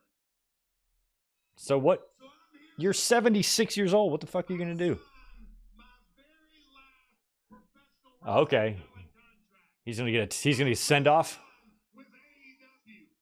for 1 year? Because the last outlaw wants one more ride. And I'm not just talking about any ride. The last outlaw wants AEW gold. And I'm not talking trios title. Trios. I'm not talking tag title. He wants singles title. I'm talking about taking the biggest risk of my career. And hell yeah, I could fall flat on my face. Well, he's got like 4 men's belts to choose from. This week there's a gauntlet. Put my ass in it. Because I'm here to say Put my ass in it. Oh, he might get the title shot. January 1st, That 2025.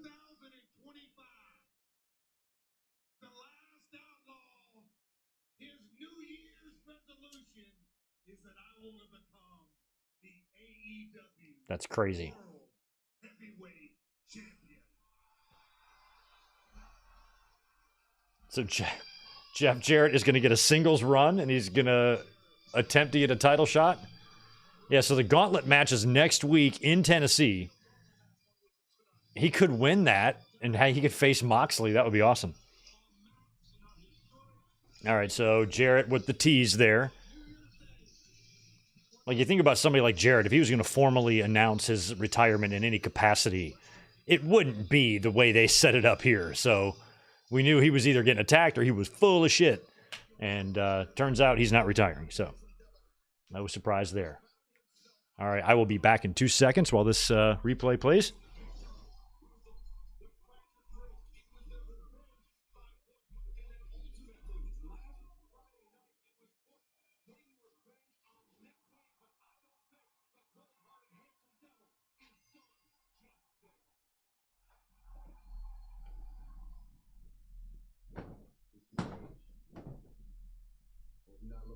this new year.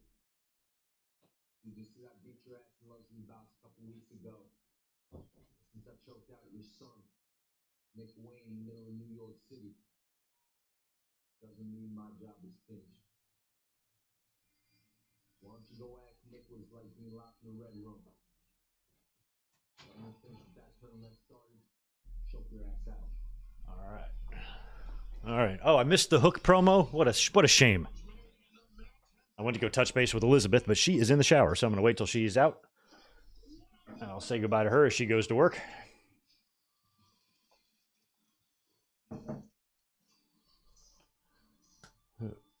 I break backs. Oh, Powerhouse Hobbs. Good. All right, let's give Powerhouse Hobbs a TV win, please, because he lost at the pay-per-view, and that made me sad.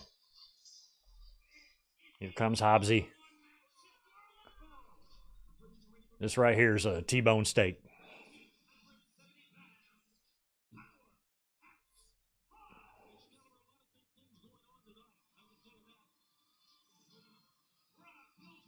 Look at these guys. John Cruz and Rob Killjoy. That's a shame for you. Look at the little guy in the red. Jesus Christ. You make 1994 Jeff Hardy look like Brock Lesnar. Look at this guy's trunks.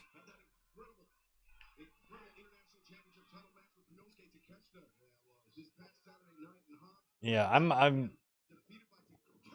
I love that wrestling has variety, different shapes and sizes and styles now, but I don't believe that everybody should be in the ring. I mean, what kind of success could guys like this really find other than on the extreme regional level? Oh, what a power slam.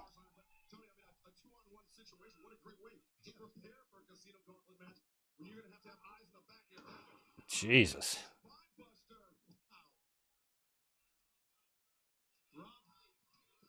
Like before they went out, I've been like, please don't kill me, Mr. Hobbs.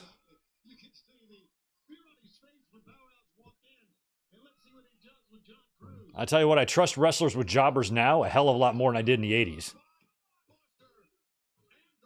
And how Hobbs wins a squash handicap match. I love that.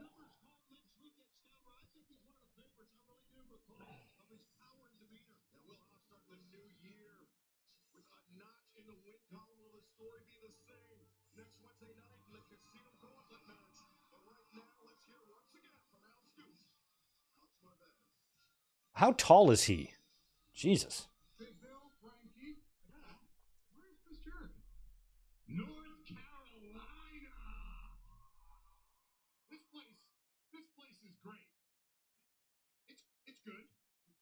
It's aight. Well said, Apple. It's aight. It's aight. But the Nueve,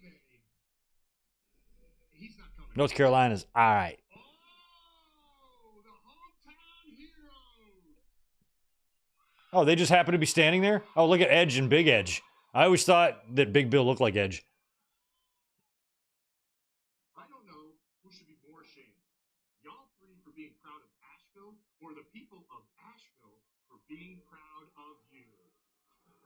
Look at the size of Big Bill. Jesus Christ. As the learning tree always says, home is where you find yourself. And we find ourselves in a situation where the hometown heroes need to be taken down a branch or two. Yeah, rated R, dumbass. Rated R, dumbass. That's the best you got? Did Jericho feed you that line in your little earpiece there? No, he didn't. In your little earpiece. Right? I tell you what, you're not a bad apple. You're like a little tumbleweed floating around. And you, God, your face is stupid. You guys kind of have the same face, Edge. Your face is stupid. I love that. I've always thought the two of them slightly resembled each other. Bye, guys. Does he not see? Your face is stupid. I love that. I love that. Yeah, the puddle of mud guy looks like Edge, too. remember there's a backstage shot of Edge, like at Survivor Series, something with like a backwards hat. It was like this dead ringer. I'm like, oh my God.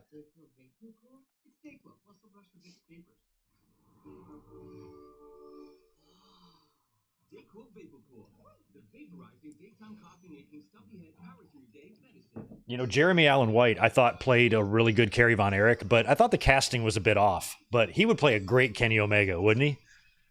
So Kenny Omega needs to get a movie done about his life before Jeremy Allen White is too old to play the role.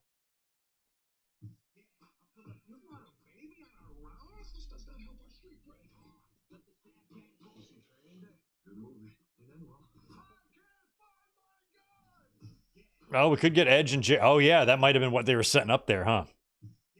Edge and Jericho in 2025. My God, that is crazy.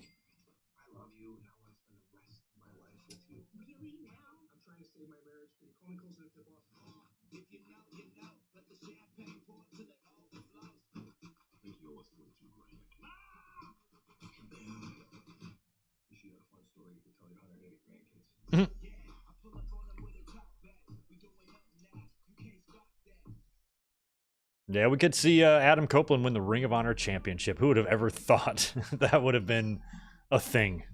A sentence to say.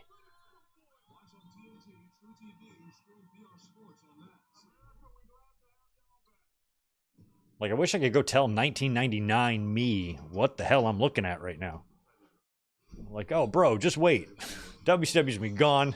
Then we're gonna have this six-sided ring bullshit for a bunch of years called TNA. And then AEW comes around, and then WWE boots Vince out. They start getting good. They sell the company. It's a mess. But wrestling is pretty awesome.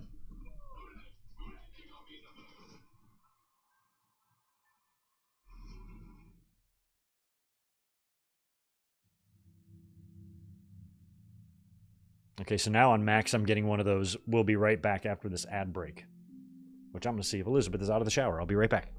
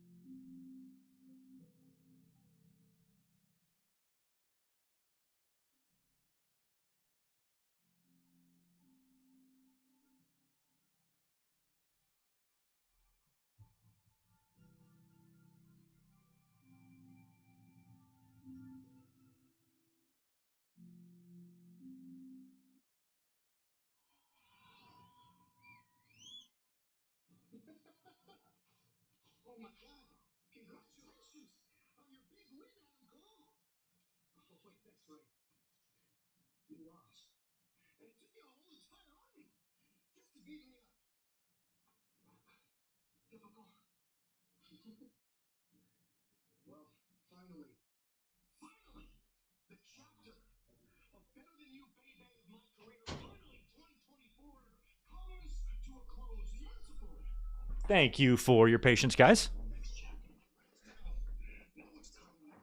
Okay, so this is obviously a post World's End Maxwell promo in the basement.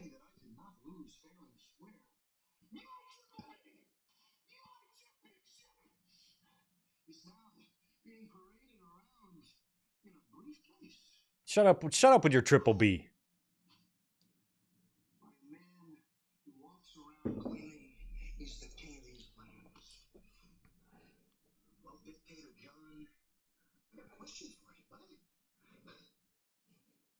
What's a king to a god? Because ain't nobody, and I mean ain't nobody, nobody knows that better than you, hey Johnny boy? I mean, I wonder what Max's path back to the title is. I mean, it feels like there's a lot of guys in line for it. Swerve's got to get it back at some point. Darby, I feels like the next guy. Because 2025, the devil gets his due. Part All right, so Max is kind of reminding us that he still has title aspirations. I was kind of worried he'd get kind of lost in the top of the card shuffle there.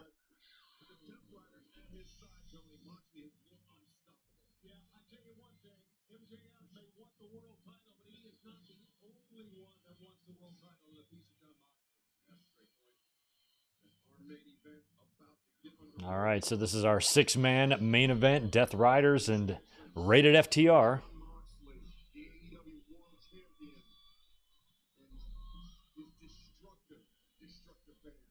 Zane G, thanks for the 5, man. A coincidence with the Sweet Daddy Siki in memory graphic right after the Edge segment, I know.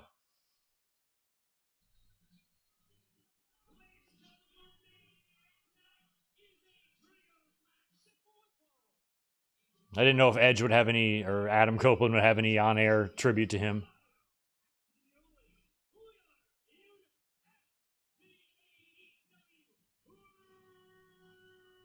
Mike Witt, what's going on, man? Appreciate you being here. Starting off 2025 with $2. You are our 2024 Super Chat champion.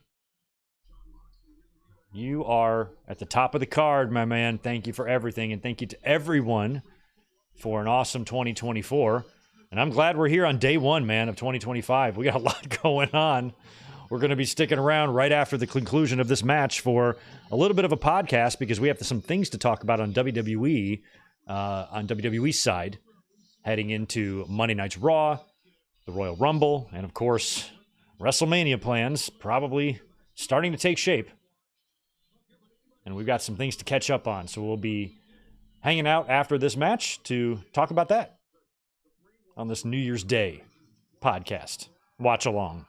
Combo platter with fries.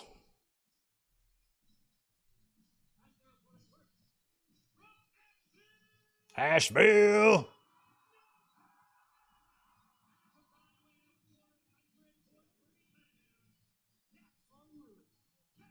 Straight out of Old Fort.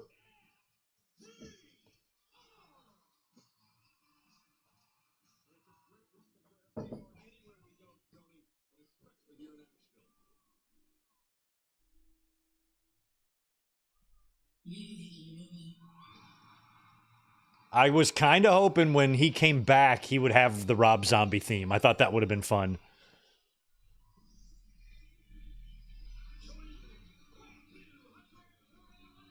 Joshua, my full head of hair went away in, this is the 20-year anniversary.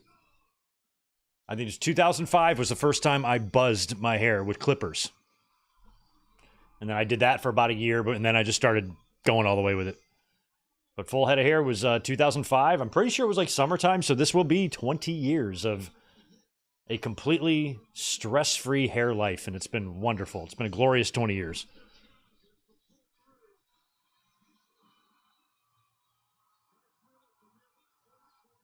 I don't miss my hair. I'm so glad I would never grow it back if I could. I love not having it. Makes life very convenient.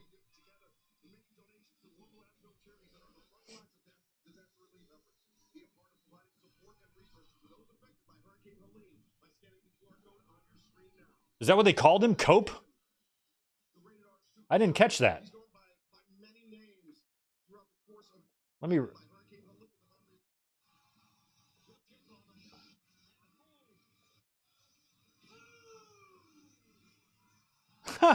Okay, I didn't catch that. I just rewound it to watch this. Rated R Superstar Cope. He's just Cope? We're doing that? Cope? Okay. Did they just tribute Sweet Daddy Siki there? I just went back to live and I heard the tail end of that. Okay, Cope. I was talking about whatever the hell. And I didn't catch that they just called him Cope. The Rated R Superstar, Cope. I mean, it's no weirder than Edge, you know? It sounds weird because it's new, but when you compare it relative to how weird Edge is, they're pretty much equally weird. At least Cope is part of his name.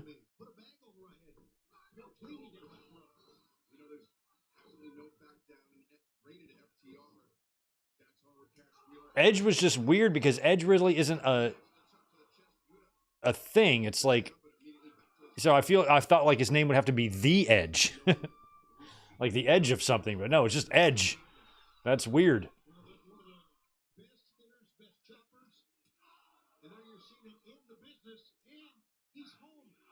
So if WWE with a straight face is going to act like Edge is a normal name, then we can do the same for Cope. Even though I think both are kind of weird.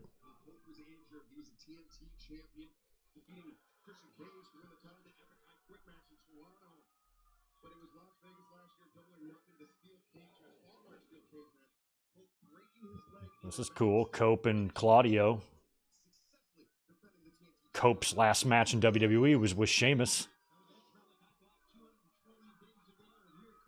A match that he won.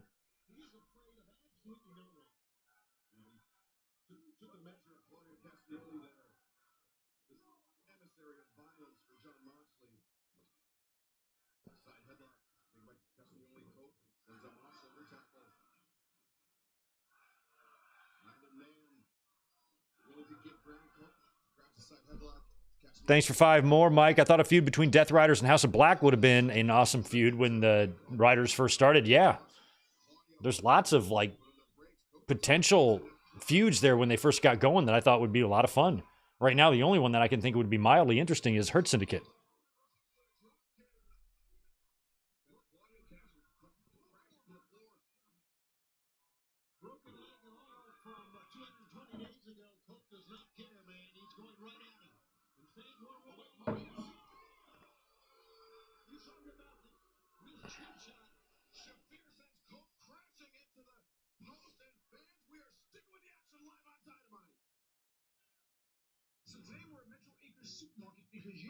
Okay, so they just Excalibur just said we're sticking with the action live on Dynamite. So I'm wondering if because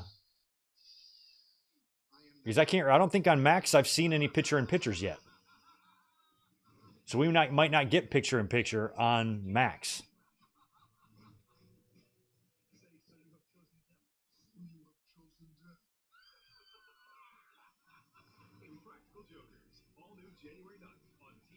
Where the fuck is it? Yeah. Okay, so there's one difference. So on TBS, I'm getting picture-in-picture. But Max does not have that. You just get the commercial. So I guess that is one downside to streaming on Max, is you won't get the picture-in-picture. Now, I rarely pay attention to what's going on in the little picture, but something could still happen. And at least it keeps you in sync a little bit.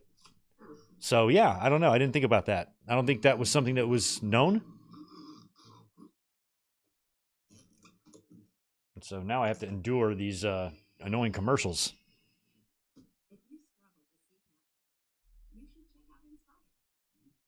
I don't know why it took me to the end of the show to realize that, but I'm like, oh yeah, there hasn't been a picture-in-picture over here on Max.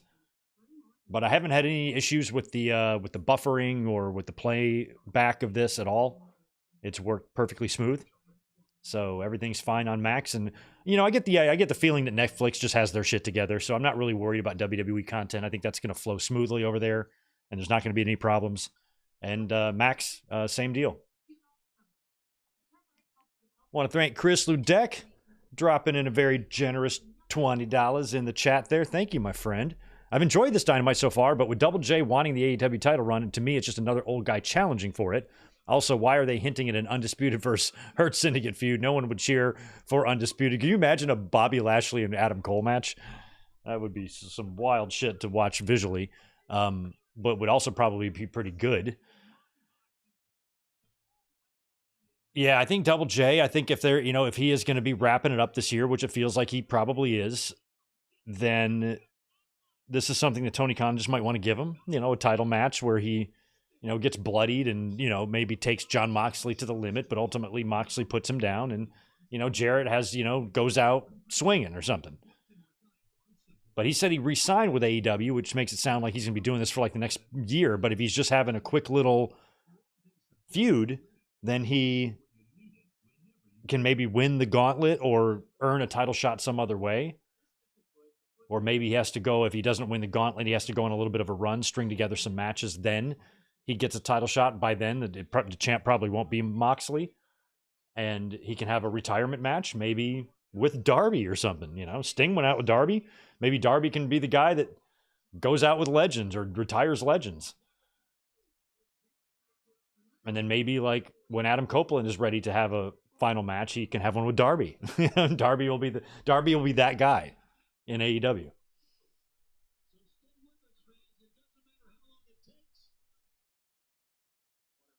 Yeah, so here's an interesting thing. You know, they probably still have to adhere to the time limit. But technically they could send people to, if they want to run an extra, I wonder if they could do that, if they could run like an extra 30 minutes and then when Dynamite ends, hey, go on over to Max. You can catch some the conclusion of this match or something. Wow. Cash in with the double high cross.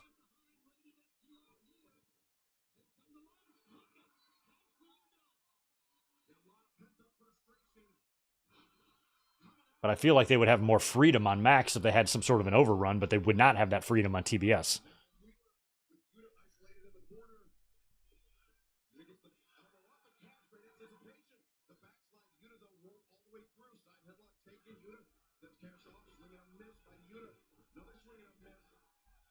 Mm.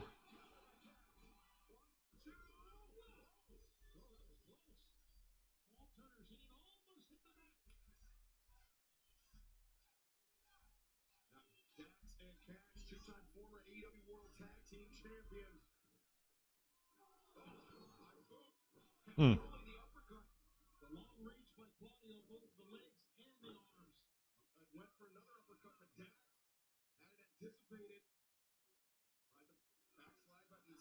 Brainbuster. Ooh, Yuta in with a crucifix.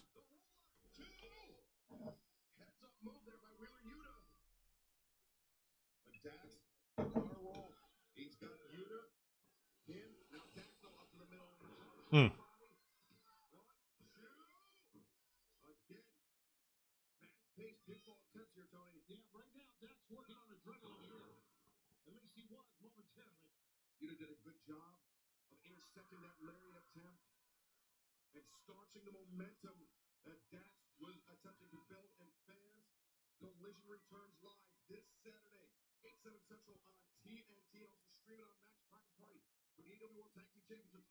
Mm.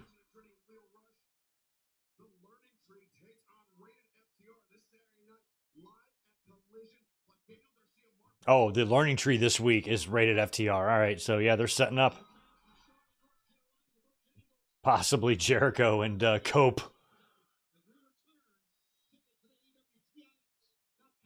Oh, big top rope, belly to back.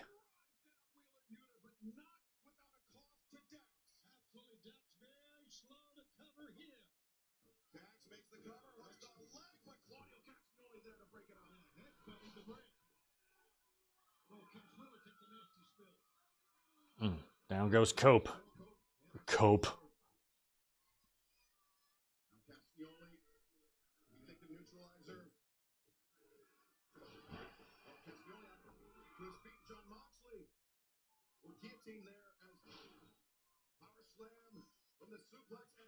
Oh yeah, I forgot. I forgot about the opening theme. So weird. Twitter is laughing about it.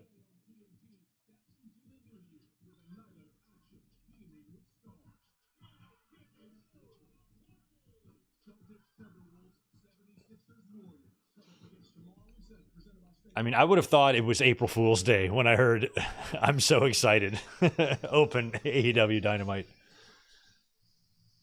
I mean, between that and Adam Copeland going by Cope, that is pretty hilarious. That's really funny. We're going to talk about that in the podcast. Just add that to my notes.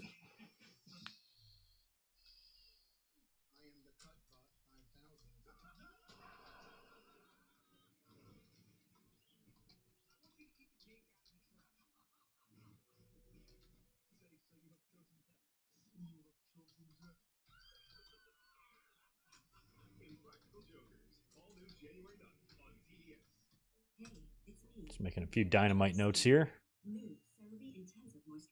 Because we're not going to do a full review of this because I haven't been making cohesive notes. But we are going to talk about a couple of weird things like interesting opening intro and cope and scissor attacks and, you know, shit like that. For muscle cramps and spasms, TheraWorks absorbs quickly for relief. So get back at it. For fast muscle relief, TheraWorks works. Try TheraWorks and get back at it. All right, you got your home and auto bundled, and you save hundreds. That's nice. With the economy and all. The economy. You got your supply, and you got your demand. But that's supply side economics. Christian and Cope doesn't have the same ring. Well, Cope and Christian is the way you would do that, Fox-Star Killer. Yeah, Cope and Christian sounds better than Christian and Cope.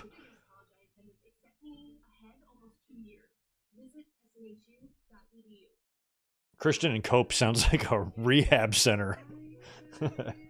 Cope and Christian's better. Have you struggled with addiction? Come to Christian and Cope. For the low, low price of $5,600 per night, we will give you the best care and help you.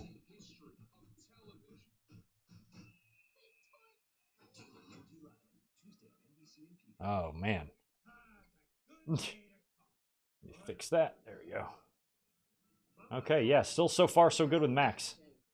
My TBS did something weird, but Max is smooth. All right, I'm just going to stick with Max.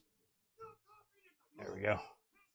There we go. Mike Witz, 5 more from you. Thank you. You heard it first. Surprise entry in the Rumble this year, Aleister Black. Well, that all just depends on his contract. That would be pretty easy to verify if we could just find out a confirmation on what his contract status is and if it is indeed up at the beginning of 2025. I don't really know. But if it's been reported that he's a free agent, then of course, yes, he's going to be in the Royal Rumble, 100%. But I think we got to know his contract status first. That would be awesome. Imagine the pop. Fans would remember instantly his old awesome theme.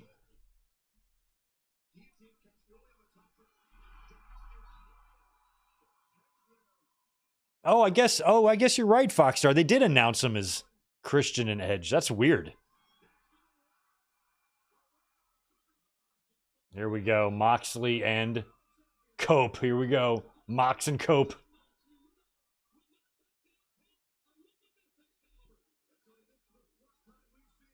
But most of the time on like pay-per-view graphics and whatnot, they were known as Edge and Christian. But that is weird that they were announced Christian and Edge by those two weirdos.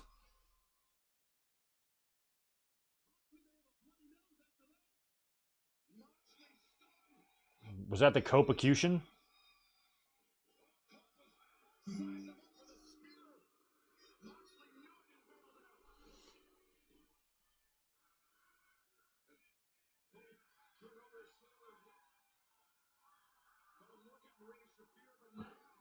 All right, be careful out there, Cope.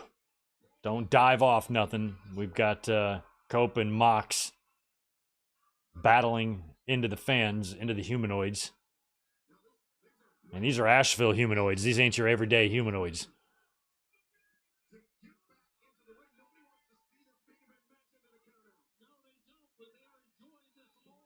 All these boys grew up on chicken and pastry. So you better watch yourself out there.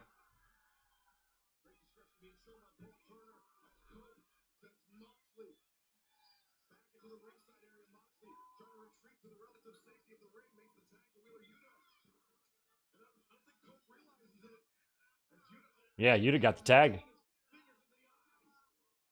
Yuta, I just love him. He looks like a kindergartner with a beard. Yeah, the opportunistic Wheeler Yuta bailing out his general, John Moxley, the AEW World Champion. What's Wheeler going to try here? Is he mocking Cope here? Is he, spear was up? No? Oh, yeah, Beth Phoenix showing up to neutralize Marina Shafir would be pretty awesome.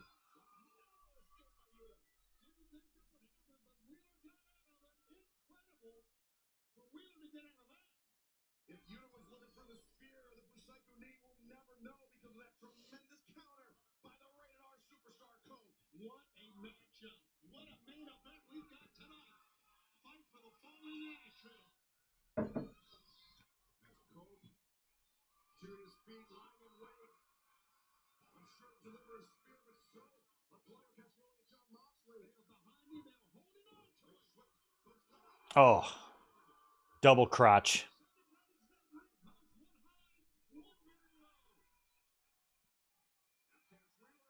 What's Cash going for? Oh, he's diving. Oh my God. Cash went for a suicide dive, and Claudio caught him with the uppercut coming in. He took like a twisting bump. It was pretty cool. They're going to leave? Oh, no, they're going to take the... Oh, my God. Don't slam Cope through that.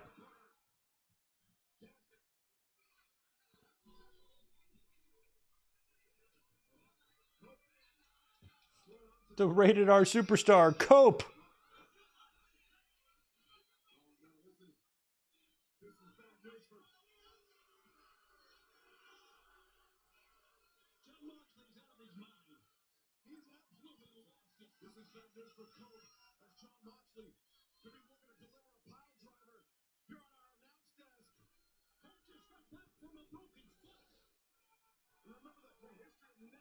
Who's that? Oh, Jay White. Jay White looks like he's already taken his shower. Oh my God. Backdrop.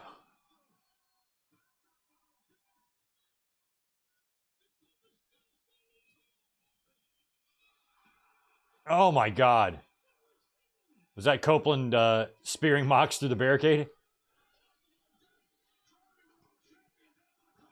Check out them red chairs. Oh my God, Claudio in with the uppercut. Oh wow, is Copeland going to get pinned here? Nope. Here comes FTR with a shatter machine. Oh, are they going to hit him again? Nope, spear.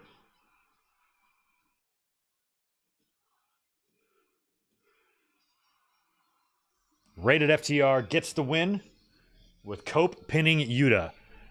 Running 5 minutes, 6 minutes, overrun there. Not bad.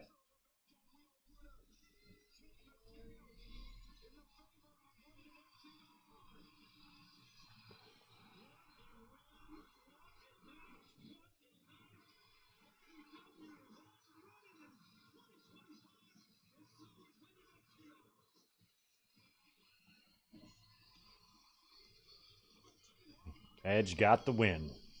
Edge, Adam Copeland, Cope. And Collision in Charlotte Saturday is going to be rated FTR against the Learning Tree, and they might be setting up for a Jericho and Cope match for the Ring of Honor Championship, which would just be wild. Along with Daniel Garcia against Mark Briscoe for the TNT Championship as well. And next week, we got the Casino Gauntlet.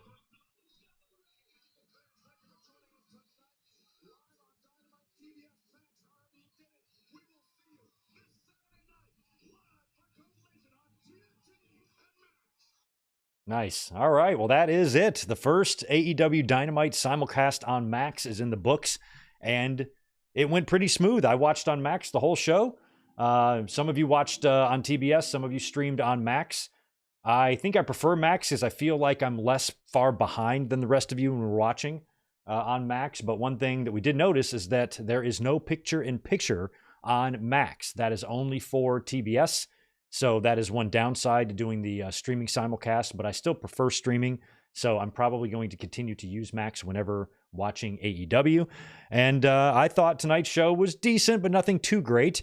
And it had a lot of unexpected moments in there, with the opening intro being changed, Adam Copeland having a new name, and Swerve getting attacked with scissors. So we're going to be talking about that. We're going to be talking about a lot of WWE stuff because we got to talk Punk and Rollins. We got to talk Cody and Owens. We got to talk about Monday's Raw. We got to talk about the Royal Rumble, WrestleMania plans, a few other things, and we're going to stick around and do that in just 1 minute. I'm going to ask you to just sit tight for 60 seconds. I'm not going to be gone long. I just need to reset, go get a bottle of water, and then we're going to start our post-show podcast where we have a lot to get into. So stick around. Should be a fun one. And I will be back. I'm not going to make you wait 5 minutes. I'm just going to be back in 60 seconds. So give me a quick second here, and I will be right back with y'all. Hang tight.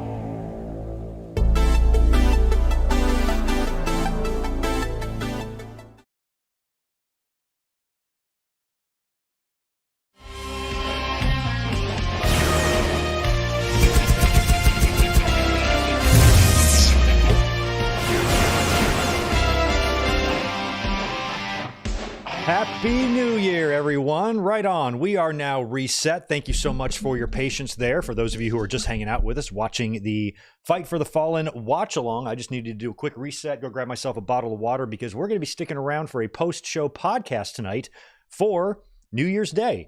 Because there are some things we have to get caught up on. I missed last week's SmackDown. I missed Monday's Raw. We weren't here for a watch along or a review or nothing.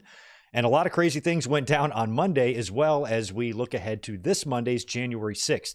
And Raw said goodbye to the USA Network on Monday night. So I wanted to talk about a few things on the show from SmackDown and Raw. We're not going to do a full review of both of those shows, but we definitely want to talk about CM Punk and Seth Rollins. And I want to talk about Cody Rhodes and Kevin Owens, because those are two big matches here that we're going to see in January, and both could have major implications on how the WrestleMania booking goes. So we're going to be talking a lot about that, as well as a few tidbits of news. We got a couple of wrestling deaths to discuss as well. Just trying to center myself here.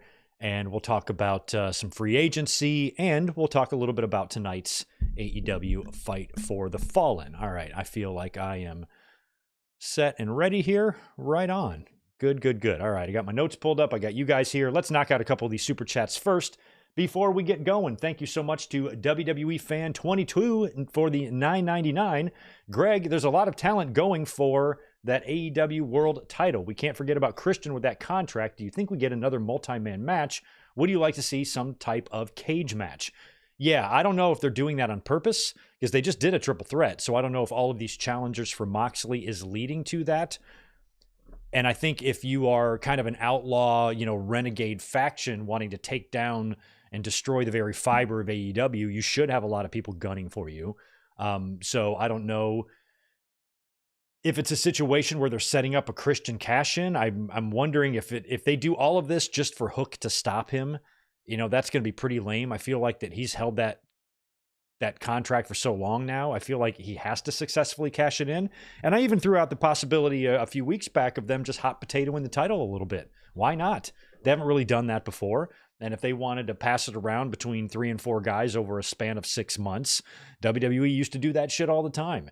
And we had a big year-long run with Max. We've seen a lot of long runs in WWE lately as well. So if AEW wanted to have some fun and trade the title a few times, they kind of did that with Punk and Moxley, but they were kind of forced to do that. If they purposely did this, it might keep us on our toes, keep us tuning in because we got a new champion, every time we blink, and just do that for a short period of time. Maybe that's another way they could deal with that. But I don't know. I don't know where it's leading other than Moxley just straight up dropping it to Darby Allin and how many challengers he has in between that happening. And how Christian fits into that. Because if Christian just cashes in on Darby right after he wins it, I think fans are going to hate that. So they got to be careful not to screw it up. Mike Witt, 10 more from you, dude. Thank you, my friend. Another prediction, when Christian finally cashes in his contract, it's looking like Christian is going to win. Then the dinosaur comes out and finally turns on Christian, costing him the title. That would be cool. If they're dragging this out for Christian with the contract, just waiting for Luchasaurus to come back, then that would be a lot of fun. He could come back and as a surprise and screw Christian over, and that would be the ultimate, revenge on Christian. That could work. That would be one way of getting out of that contract situation in a satisfying way. Because right now, Hook just being the one to stop him isn't good enough for me, So I hope that it's something fun like that. All right, cool. We're caught up there. Let me see. What is the first thing we need to talk about here? I guess the first thing we need to talk about is explain to you guys what you're going to see from me this week. We are going to be here this coming Sunday for a classic pay-per-view watch-along, and we're going to be doing that simultaneously with the big Lions and Vikings game that's on Sunday night. That's for the whole damn ball of wax there in the NFC North and the home field advantage and all that nonsense. So we're going to be kind of doing that on Sunday. I still have to decide which Royal Rumble to do. I haven't had a chance to even give it some thought. So throw some suggestions out, or tonight I'm going to really look at the ones we've done and the ones we haven't done, and I'll pick the best possible one. We're going to be doing that on Sunday. Link will be coming by tomorrow. Also, this Monday night, January 6th, Raw debut on Netflix. This is a humongous show. Just off the top of my head, we've got Solo Sikoa versus Roman Reigns in tribal combat for the Ula Fala. We have CM Punk versus Seth Rollins. We have Liv Morgan versus Rhea Ripley. We have John Cena's retirement tour beginning. I think Logan Paul's probably going to be there. We might see The Rock turn up. I think Pat McAfee is going to return to commentary. There's a lot going on Monday night. That's going to be like a pay-per-view quality show. And I thought about going to it because it's in LA. It's at the Intuit Dome, but I think it's going to be much more fun to sit right down here in San Diego and watch the show with you guys. So I will have a link to Sunday's watch along and Monday's Netflix Raw up by tomorrow. So just keep a lookout for both of those links. They will be coming, and that's going to be fun. I think both of those shows, especially Monday night, I'm ready for that. Other than that, we don't have, I guess we're going to have probably a podcast on Saturday, although I haven't completely decided because we're in the middle of a holiday week here and we're busting out a lot of news right now.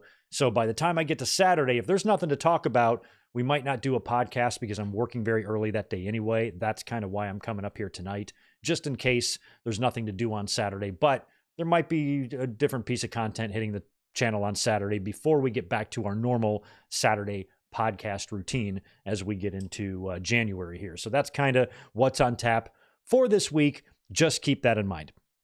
Before we get into the wrestling news, let's talk quickly about the show we just watched together. AEW Dynamite Fight for the Fallen from Asheville, North Carolina. A lot of the proceeds from tonight's event went to help the hurricane victims in Asheville and the surrounding areas as they got decimated earlier on last year by that hurricane that just wiped out roads and flooded and destroyed homes and destroyed a lot of lives. So they were there to help out for that tonight. That was nice. And rated FTR, was in the main event with Cope, who is now being called. Adam Copeland is now known as Cope, along with FTR. All three of those guys live in the Asheville area. So it was kind of cool to see them in the main event. And it explained why Cope returned at World's End instead of here, like they originally teased, because they wanted to have him in a match. And he got down and dirty with Moxley tonight there in that main event. Ultimately, Rated FTR did win the main event by pinning Wheeler Yuta after a shatter machine and a spear.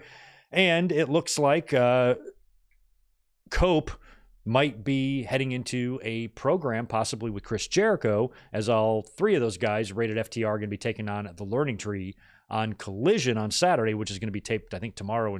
Oh, no, it's live. It's live on Saturday in Charlotte. So Copeland is now known as Cope. That was very, very funny, but it wasn't the funniest thing we saw on Dynamite tonight. The funniest thing took place in the very first few seconds of the show as it goes live on the air. I'm waiting. I've got Max pulled up here, and I'm like, okay, let's just hope this works. And sure enough, the show begins, and Dynamite has changed its introduction song to I'm So Excited by the Pointer Sisters.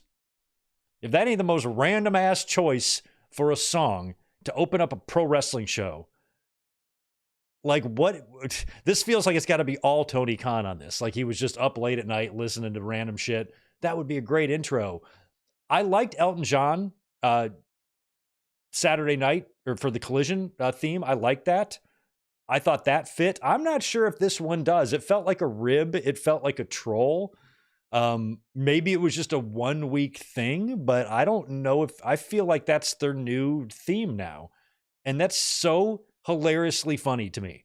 I'm not even mad about it. I think that's funny that they would do that. And it doesn't really fit to me, but we will see.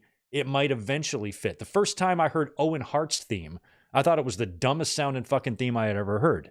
And then I kind of got used to it. And then I was sad when he changed his theme. So maybe this one will grow on us, but it might just be a 1 year deal. I mean, they only used the Elton John song for like a year, right? So maybe this is the same deal. I'm not sure, but very interesting choice there for the intro. And I think that's more funny than anything else. One of the more gruesome things we saw on Dynamite tonight was Ricochet kind of predictably attacking Swerve Strickland, who was in a 3-way match against Roderick Strong. And who the hell was the other guy? Jay White, excuse me. Jay White and Roderick Strong and Swerve. And the winner would get the #1 spot in next week's Casino Gauntlet match. So after what Swerve did to Ricochet at World's End, coming out after his loss and humiliating him, a couple of you called out in the chat that he's definitely going to come out and attack Swerve Strickland, which he did. Attacked him with a pair of scissors, opening Swerve up really bad, and Swerve is busted open, bleeding, and then Ricochet continues the attack with the scissors, stabbing him repeatedly in the face. Finally, Undisputed Kingdom kind of runs out and runs off Ricochet, but Ricochet had tons of Swerve's blood on him, on his suit. He was wearing this dorky little blue suit with glasses. He had Swerve's blood on his own head. He had Swerve's blood all over his suit. He even got a chair and sat in the ring and just stared at him and just taunted him. So I think this is probably going to lead to Ricochet ultimately joining the Hurt Syndicate. I think that's kind of what they've been teasing there. And MVP needs to see a little bit more out of Ricochet. And this is definitely not the same dorky Ricochet that we've been seeing. We're seeing a guy now that has idiotic arrogance and a cockiness to him. And he's also now starting to get a little bit more hardcore, a little bit brutal, and a little bit violent. And that's a side of Ricochet that we didn't really get in WWE because he was just stagnant there. And a lot of fans thought if he came to AEW, he would just do the same in AEW that he was doing in WWE, having really good matches, but ultimately just being stagnant in the card. And that's anything but what's actually been happening here. He's changing his character. He's doing different things. I think he came to AEW to do different things. And that's exactly what he's doing. So that's good for him and his character and his evolution and his legacy. To not do the same shit for 20 straight years. He got out, and I respect that. So now with him attacking Swerve, I'm hoping we get that at that Maximum Carnage show, or maybe Revolution, but I feel like Maximum Carnage would be fine for something like that. And that's when you can have the Hurt Syndicate come out and help Ricochet win and beat Swerve, and Ricochet can officially join the Hurt Syndicate. That's what I kind of hope happens there. Other than that, though, the show was relatively uneventful. those were kind of the highlights there, but not a bad fight for the Fallen. I enjoyed Dynamite. I usually do. And they're run now on Max and streaming on Max, and a new era has begun in AEW, and a new era begins on Monday in WWE as the two flagship shows of both promotions are moving to streaming. And that is wild, wild, wild. And we're going to be talking about Raw and how they said goodbye to the USA Network here in just a minute. But also a couple of tidbits of news to get out of the way. Baron Corbin is officially a free agent. He was even backstage at World's End. So he is no longer with WWE. He was not let go. His contract expired and they did not re-up him. So he is all free to be anywhere he wants now. And we'll see if he turns up in AEW. I've always thought that he was a good hand, and I think a lot of fans gave him a lot of shit, but he was an incredibly good and safe worker. And he always did what he was asked and presented, and I thought he did everything well, even when his job was to be a horribly annoying, channel-changing personality. He did that well, but he also did other things well, like bum-ass Corbin and a few other examples of him showing his range. He has talent. He just never had that good of a, I guess, character run in WWE in any way. So maybe he goes to AEW and maybe he can find some different success there, much in the way Ricochet has. So all the best to Corbin. Now I'm forgetting his name. I didn't write down his real name. I follow him on Twitter. Is it Tom? Something like that. Anyway, all the best to Baron or Tom. Also, our friend Omos, big, giant, huge Omos, was sent to Noah, and he won a tag team championship there with Jack Morris. They captured the GHC tag team titles at New Year 2025, at their New Year 2025 show. I think it was last night or something. So that's really awesome. Now, WWE has begun their ID program, and they are partnering up with some other indie promotions now. We've seen that. And there's going to be a few, crossovers and working agreements here or there. We've seen that over the past couple of years now, right? Nakamura went over to Japan. I think it was sometime last year. And we've seen some cool moments, but this is different. This is Omos, a guy they haven't really been using much. Went over somewhere else and won a championship. That's cool. And it's getting him, maybe some experience in some of those different promotions. So that's a really cool story. We will see how long Omos and former Detroit Tiger World Series pitcher Jack Morris hold those tag team championships. And a couple of sad deaths in wrestling this week. Sweet Daddy Siki, I think, passed away today, or that's when I saw the news. He passed away at the age of 91. Now, he was primarily a wrestler in the Northeast, wrestling in Maple Leaf Wrestling and Big Time Wrestling, also Stampede and World Wrestling Council down in Puerto Rico. And he was famously known for helping train the man we just saw in tonight's main event, Edge, Adam Copeland, who was trained by Sweet Daddy Siki and Ron Hutchison when he won an essay contest. He's told the story many times about how there was an ad where if you write in an essay about why you want to be a pro wrestler, and if whatever essay is chosen, you will get free training. And Edge wrote in, and he won. And Christian was a little bit further behind, but he ended up getting in as well. But Sweet Daddy Siki was the man that kind of broke in Adam Copeland into the business, passed away at age 91. And condolences out to his family and everybody that he helped shape. And I'm sure, he was weighing heavily on Cope's thoughts tonight as he went into that main event. So rest in peace to Sweet Daddy Siki. Also, the wrestling world lost NWA wrestler Jax Dane.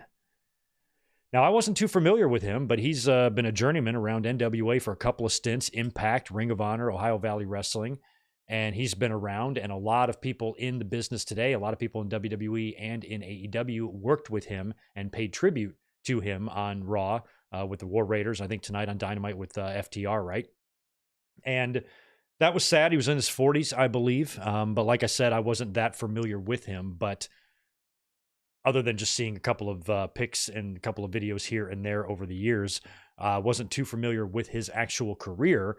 But I know, he was in NWA, several different times and, was a big dude, big jack dude with presence. So that's very sad for a lot of the wrestlers today because I feel like he's one of the guys, due to his age, that has formed some sort of a relationship with many of the wrestlers that we see today. So all the best to his family. Condolences there. Don't know the circumstances of his death, dying very young like that. Not sure what happened there, but all the best to his family and his friends and everybody that he worked with. That's really sad. 2 wrestling deaths over the holidays. That sucks that we had to close out 2024 like that. And that seems to be kind of the case, you know, a few years ago, 4 now, Brody Lee passed away the day after Christmas, you know. Just rough, man. Rough. So all the best to the families of both now passed away legends. That is a shame. WWE had fun at their live events over the holidays, didn't they? My God, they had their December 26th, the day after Christmas, house show in Madison Square Garden. And the highlight of that show was CM Punk running in to make the save on Damian Priest, make the save for Damian Priest, in a bath towel and a shower cap. So straight out of the shower, he's running. The fact that he's got one of those shower caps on is hilarious. Like he's got to protect his hair. And he runs to the ring and he's actually performing moves and punching dudes, and dudes are taking bumps for him while he's holding his towel and wearing the shower cap. I thought that was so much fun because when it just goes to show that when Punk is happy, Punk is fun. And of course, it sparked a lot of stupid debate. If anybody, they did that in AEW, I'm like, just stop with that. Just enjoy it. It's fun. It doesn't mean anything. It doesn't mean you have to automatically compare it to the other promotion and wonder what the fans of that promotion would say if it happened there and all that shit. You know, I know we all do that to an extent. I do too. But I saw way too much of that instead of people just like kind of thinking that was funny. Now, there's tons of bad faith fans on both sides of the aisle. We know that, but you just have to know that going in.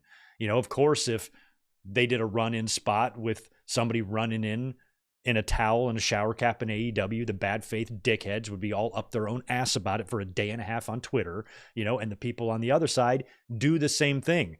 Just watch it and have fun. Wrestling is supposed to be fun. It's not supposed to be overanalyzed, or we're not supposed to worry about what one fan base would say if it happened in the other company. Just watch it and get a kick out of it. It was New York City, Madison Square Garden, day after Christmas, a family day. Families are there. Dads are there with their kids. Punk running out in a shower cap and a towel is fun. Why is everybody so anti-fun? I don't get it. So I love moments like that. I thought it was hilarious. And it shows you that Punk can be fun when he's happy. I don't think that's necessarily fair. I think it kind of sucks that the only time Punk is really going to be a joy to work with is when he's perfectly happy. And when he's not perfectly happy and he's mad, he usually makes life miserable for the entire wrestling world, including the fans sometimes. So I'm not saying he's right for being that way, but I am saying that I'm happy he's happy right now. That way we can have fun moments like this. And then right after that, I think it was Sunday night, right? The house show in Chicago. It was Gunther taking on CM Punk in a cage match. And I think WWE was kind of getting an idea on their chemistry for that one. Now, Gunther beat Punk when Dominic showed up and slammed the cage door on CM Punk's head when he was trying to escape, allowing Gunther to escape and win the match. And I've been saying all along, as we're about to talk about here when we talk about Monday Night Raw, as it relates to CM Punk and Seth Rollins and that great promo they had to close Raw on Monday. I've said right from the beginning that when Punk and Rollins face each other, there's no way that can be a one and done match, even with Punk potentially having bigger WrestleMania opponents in front of him, potentially Roman Reigns. There's been a lot of talk about Punk and Roman Reigns, but I would be perfectly fine with Punk and Seth Rollins as well, especially if you did something like have CM Punk win on Monday, and then he goes to the Royal Rumble to face Gunther and wins the championship. And then you have Seth either win the Rumble or win the Chamber, and then CM Punk gets his WrestleMania main event, probably main eventing night one, and he gets his WrestleMania main event, but he's going to lose. And Rollins gets his win back and wins the championship at WrestleMania. From a company standpoint, if you're looking at things like from Triple H's perspective,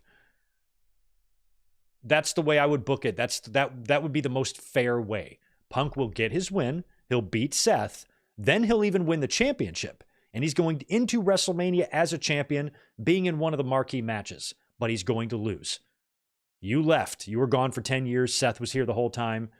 At the end of the day, we're putting him over, but you're still going to get your win against him. You're still going to win the championship. You're still going to main event Mania, but Seth's going to get the moment. He's put his fucking work and time into over the past couple of years, especially with everything he did last year for Cody.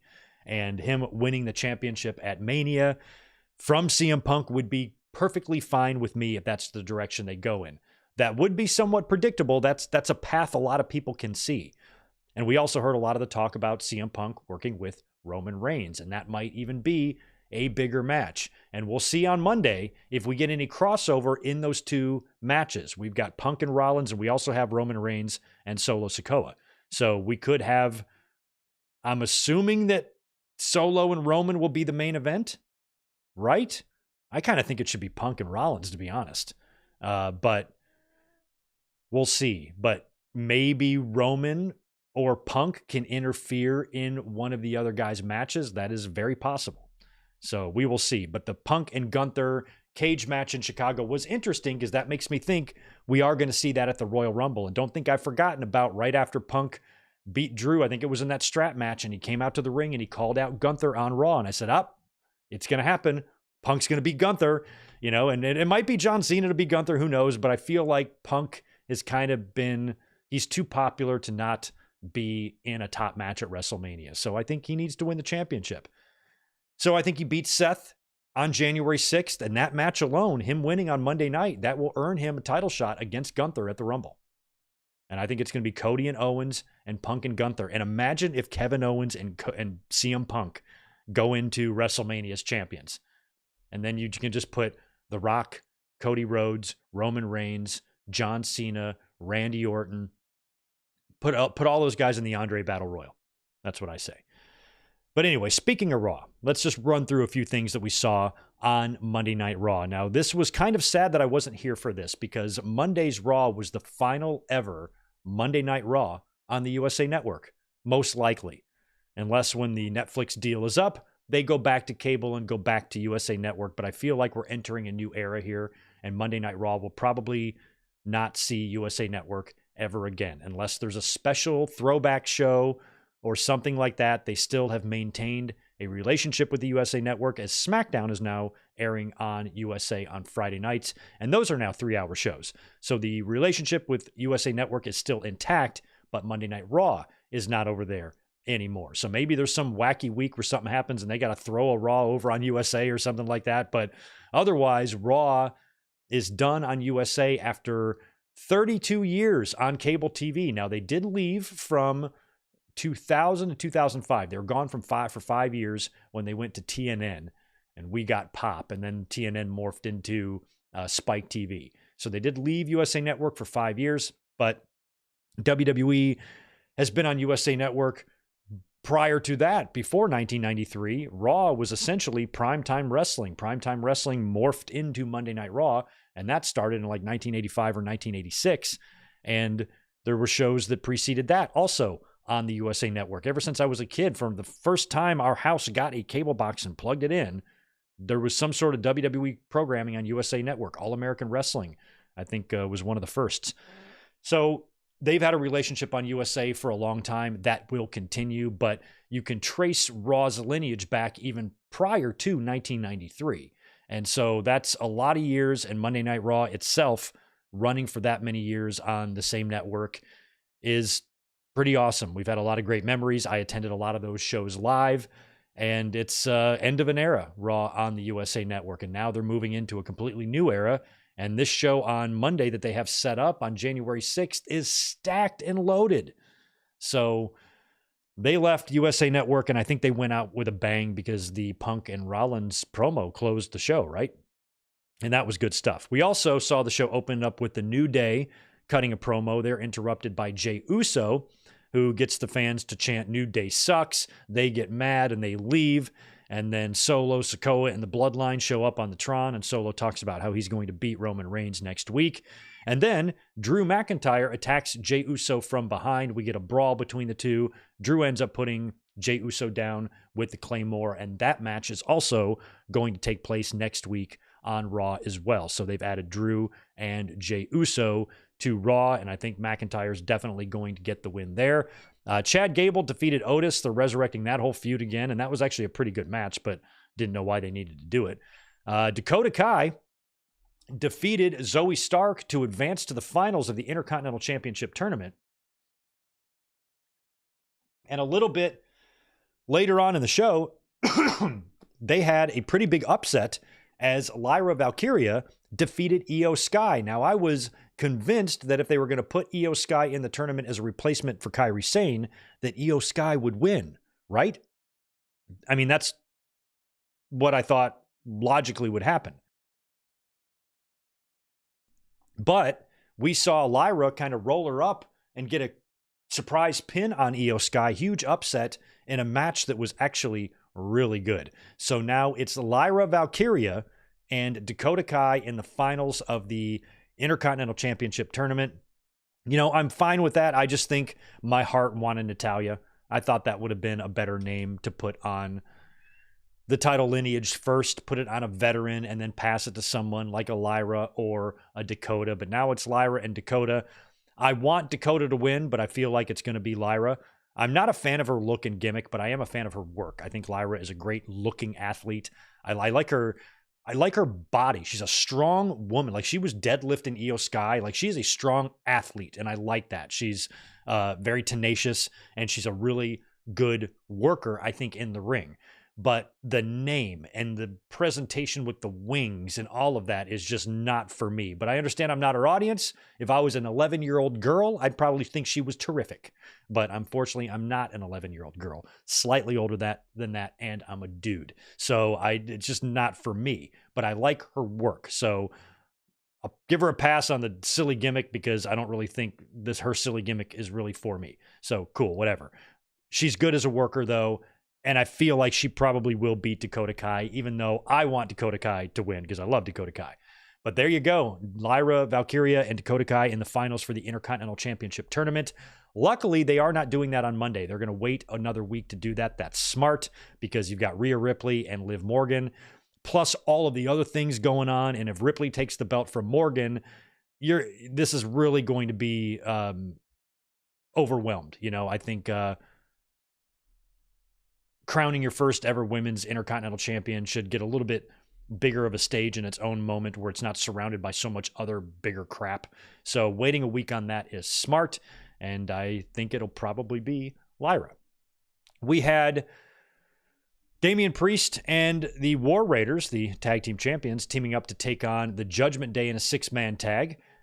We had South of Heaven to Dominic. He ate the pin in this match. After the match, Balor attacked Priest and went after his leg. So it sounds like the issue between these two is still not over, and we might get one final blow-off between these guys at some point. And apparently Finn Balor is another guy set for a big push in 2025. We will see if that materializes or not.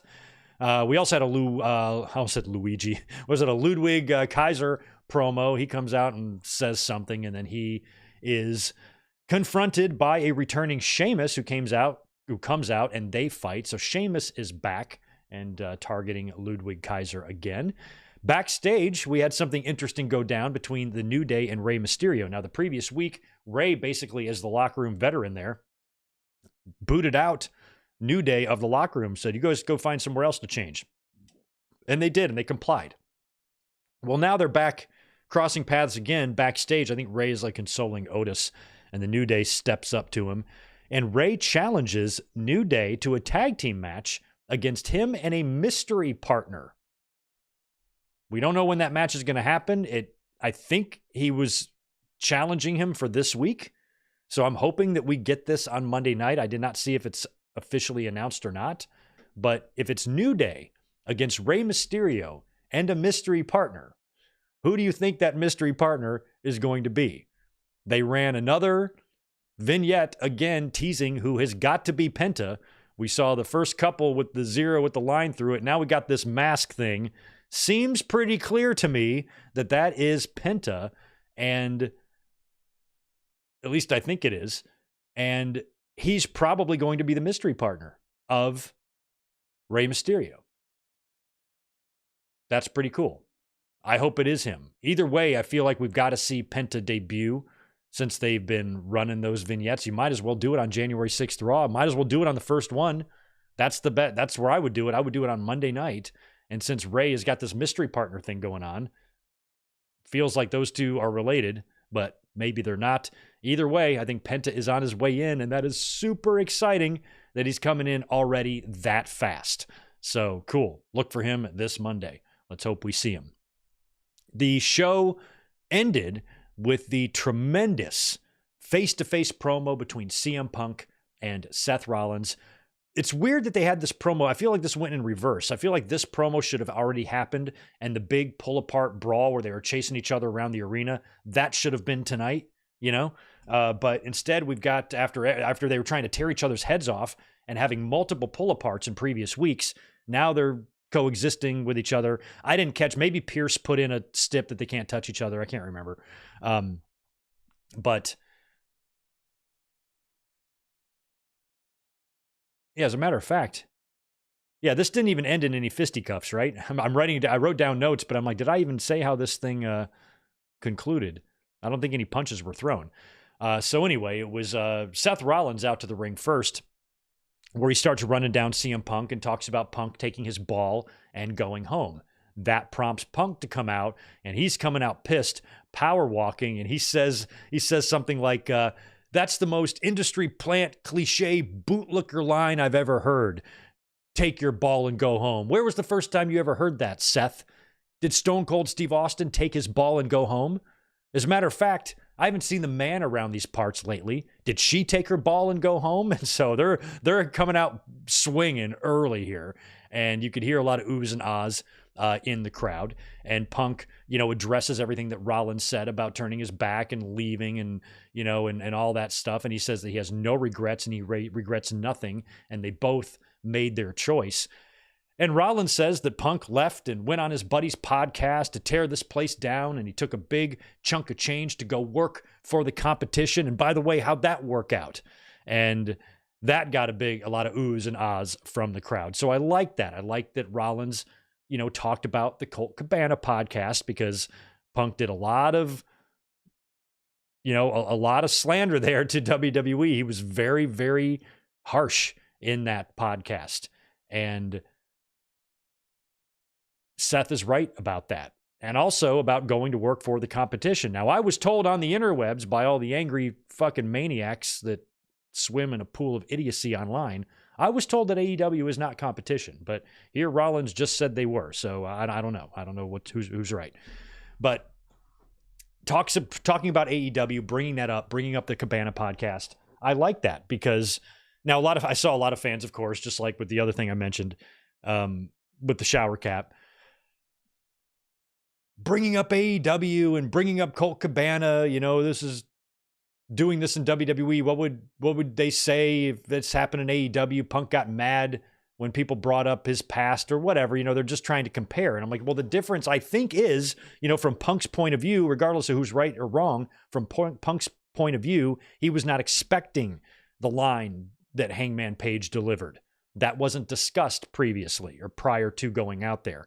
Where Punk and Rollins, I'm sure this is all very, very much managed. I'm sure they're allowed to, spread their wings a little bit out there and potentially go somewhat off script if they're feeling the vibe. But for the most part, they know what they're going to say. And if you're going to mention Colt Cabana or you're going to mention AEW, that's got to be cleared. Everybody's got to know that. And I think in WWE, Triple H, Seth Rollins, and Punk all know what's coming in those promos, and there's not going to be too many surprises.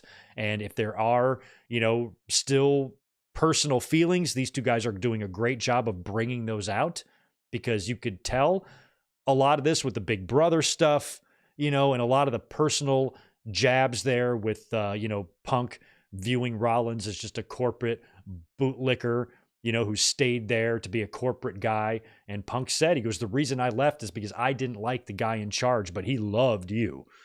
So those were, being able to say that on the microphone is like pretty wild. And so that was getting a lot of reaction from the crowd, and it was making this promo fucking excellent. It reminded me a lot of the Cody and Punk promo from last year around WrestleMania season. And we're like, ooh, we want that match too.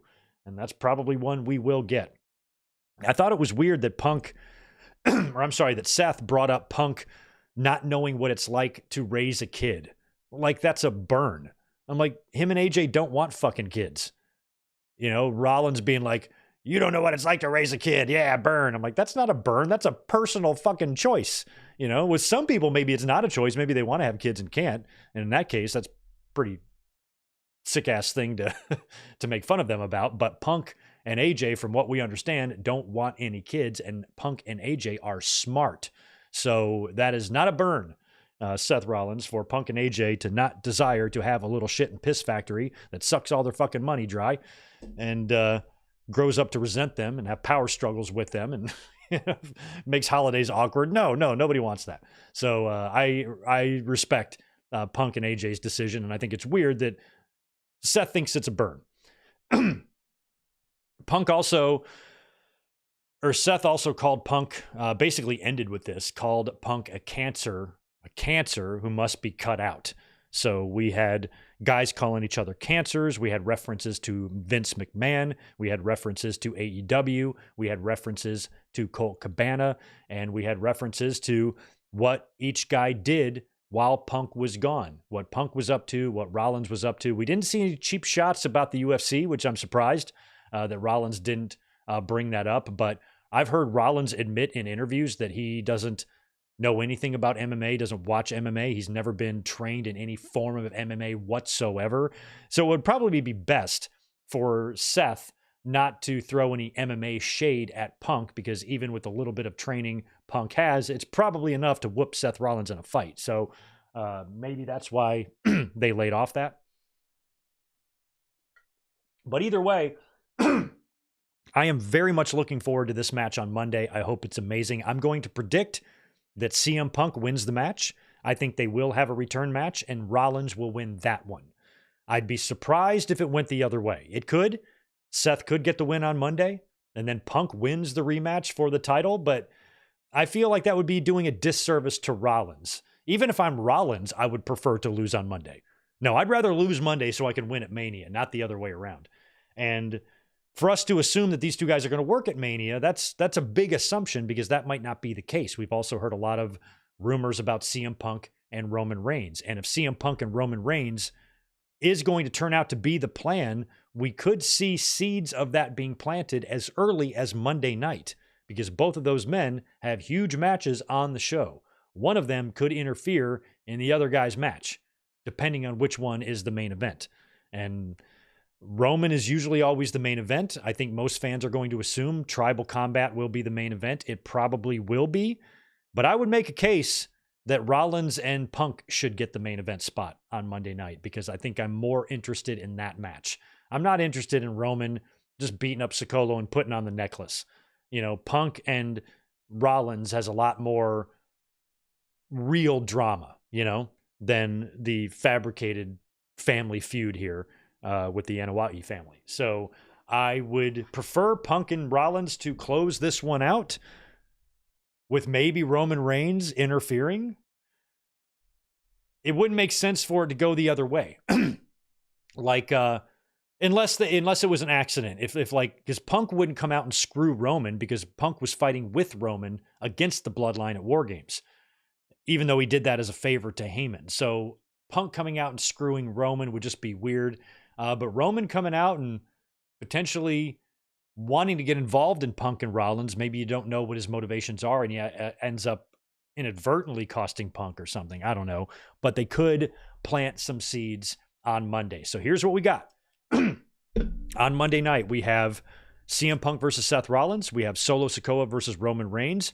Rhea Ripley versus Liv Morgan. And Drew McIntyre versus Jey Uso. We're also going to see an appearance from John Cena, who's going to be kicking off his retirement tour. And Cena, now that it's 2025 and you're about to kick off this retirement tour, I just have two pieces of advice for you. Buzz cut, tanning bed. Write it down. Also, I think we're going to get the return of Pat McAfee on Raw as well, which means Joe Tessitore might be bumped to SmackDown. Is that what's happening? I forget who's going to be on the call on Monday night, but I think Tessitore might go to SmackDown. Not quite sure what's happening there. But Monday night is going to be huge. We will be here watching it together, and I will have a link up to you for that show by tomorrow. So just keep a lookout for that. SmackDown on Friday, another show that I missed, but it had the wonderful championship celebration for Chelsea Green, who was out there in a beautiful Statue of Liberty attire with the belt. She looked great with the belt. Unfortunately, Michin showed up and ruined the celebration. What did Chelsea call her? A trash person, trash lover, Michin. And Chelsea and Piper Niven wound up retreating. And I guess Michin and Chelsea are headed for a championship match. And this is probably where Chelsea's going to get those wins back from those dumpster matches, right? That would be my guess. But Chelsea is doing marvelously as U.S. champion. And she's going to be world champion one day. She is too damn good. And the only other thing I really want to mention about SmackDown, because the rest of it was pretty standard, was the Kevin Owens and Cody Rhodes segment with Nick Aldis. Now, Kevin Owens still has that Winged Eagle title that he stole. And apparently, there is a actual Winged Eagle belt that WWE is going to use at some point. There was rumblings of that on social media by some belt people that are in the know, that apparently WWE, they've got some of the old Winged Eagles, but they're not using those for some reason. Kevin Owens is carrying around a WWE shop replica, and apparently there is an actual belt being made, or a Winged Eagle that Kevin Owens is going to carry, although I don't see the point, is if it's not going to be used any further than Royal Rumble anyway. But the segment on SmackDown had Kevin Owens out there with Aldis, and Cody Rhodes is the one that basically lays down the challenge, screaming at Owens, shut the fuck up with this nonsense. And he goes, we'll have a match to where you can't have any excuses. And I thought he was going to say Hell in the Cell or something. Or, maybe Last Man Standing or something like that. And he proposes ladder match. We'll hang both of the titles up in the air, and winner takes all. So it's Cody Rhodes and Kevin Owens now in a ladder match at the Royal Rumble. Take the belt off of Cody. Yes, it's a ladder match. Cody can be protected. He doesn't even have to be pinned in this situation. Kevin Owens, who I believe will now be in his, third Royal Rumble championship match in the last 4 or 5 years, isn't it? Didn't he face Roman twice at the Rumble? And now he's facing Cody, and he's going to fall short again after he fell short in the other previous occasions? Come on. What is Kevin Owens going to do if he doesn't win here? What's Cody going to do if he loses? Probably work with The Rock, or work with John Cena, or do something else huge at WrestleMania. What will Kevin Owens do? Fucking mid-card something. You give Kevin Owens the championship, he can defend it against fucking Sami Zayn. And what if that's what they do this year? Because it's so crowded at the top in the main event scene with Cody, and if The Rock is going to be there, Cody and Rock and Roman and Rollins and Punk and Cena, and you can't forget about Randy Orton. That's a lot of guys. That's a lot of big, big, big talent. So instead of having two of those guys go into WrestleMania as champion, it's Kevin Owens and CM Punk. I know I mentioned Punk a minute ago, but take him out of that equation and have Owens and Punk go into Mania as champion, and just find other big major shit for Roman. And, Roman could work with Punk. So either Roman works with Punk or Rollins works with Punk. The other one can work with somebody else, and Cody can work with maybe The Rock, or maybe Cody can work with John Cena. Gunther will have to lose the title if Punk is going to be champion, so Gunther will have to work with somebody. And I don't know what Gunther would even do to have Gunther on the show and not be in a championship match. I don't want to see him win an undercard title, so I'd worry what Gunther would do in that scenario, unless they did a triple threat or, I don't know, something like that. But for Gunther to win the championship and then have nothing predominant to do at WrestleMania would be a shame. Maybe, and don't forget about Braun Breaker. Braun Breaker, Jacob Fatu, maybe something like that. You could find a match like that for Gunther to be in. Is there another big star that he hasn't crossed paths with yet that might be interesting? Maybe Omos. Maybe Omos comes back and works with Gunther. I don't think we're going to see Brock. Maybe something like that. But I would love it if Kevin Owens won the championship. This is his chance. I will have lost all hope because Kevin Owens has not been champion since 2016, lost it in 2017, right? So it's been like 8 years since he's been world champion. He has not sniffed the fucking title since, even though he had a couple of close calls. But it never really seemed like it was in the cards for him to win. Even those matches with Roman, I never really felt like he was going to win.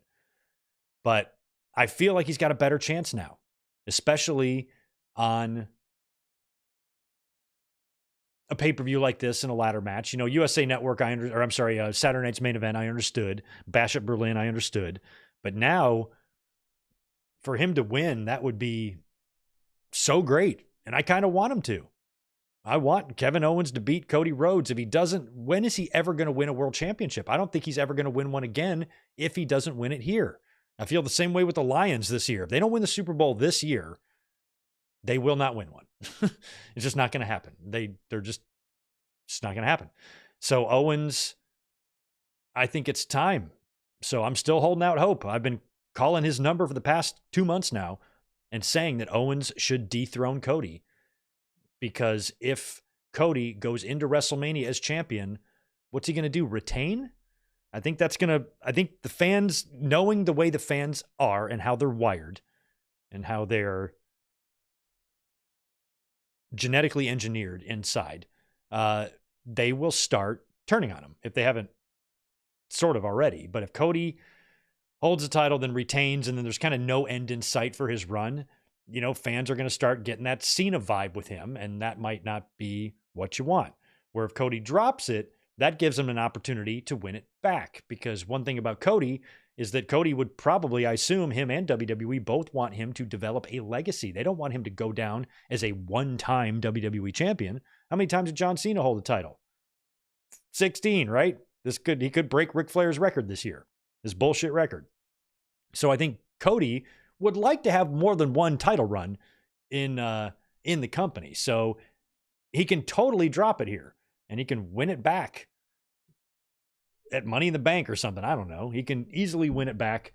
And if that happened, I think it would be fine and Cody would be fine. Whereas Kevin Owens, I'm not really sure what he would do at WrestleMania if he were to lose here to Cody in a ladder match. You know, this is a match where you can protect your champion in a loss and all this stuff. The stars are aligned for Owens here. So if he still loses, then why would I want to see him win the Rumble and go win the championship at WrestleMania? He had a chance to win it right here. He had 3 chances, you know, so he fell short in the first 2, winning it on the final one. I feel like that's the story they should be telling here. Otherwise, he's just going to be, he would have been Cody's bitch for 4 months. Another thing we have to remember is the pile driver.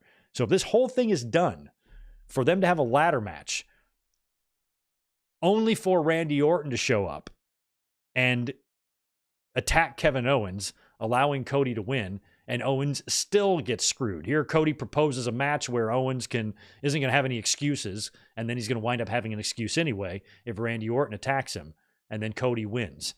And then maybe Randy Orton RKOs Cody, you know, right after that. But they did that whole package pile driver for a reason, and I think that's either for Randy Orton to return and attack Kevin Owens and cost him the match, or to swerve us and attack Cody. I proposed this for Saturday night's main event.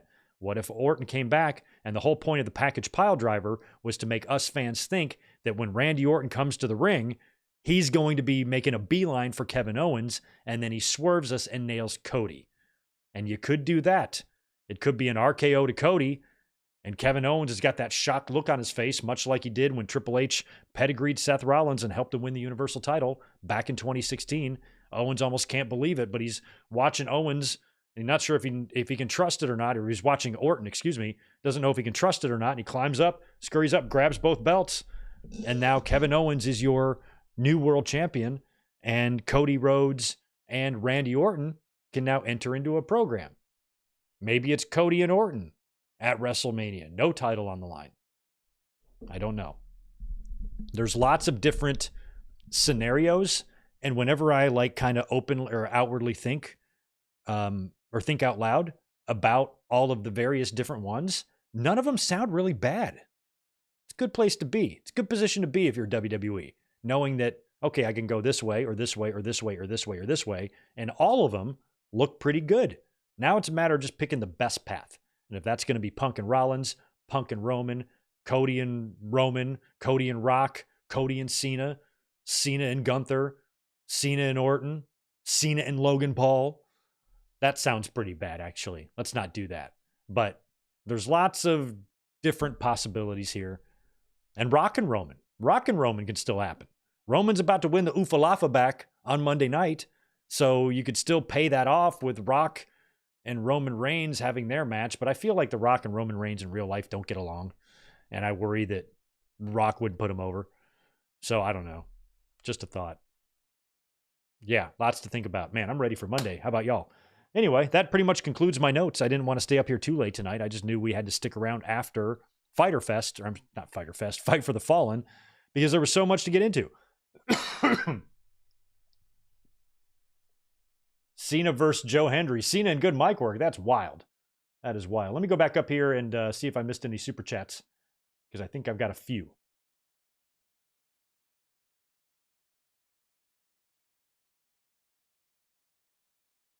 Mike Witt, thoughts and prayers to go out to everyone in New Orleans tonight. Crazy, sad world we live in currently.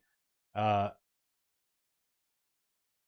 don't know what happened in New Orleans. I'm unaware of that.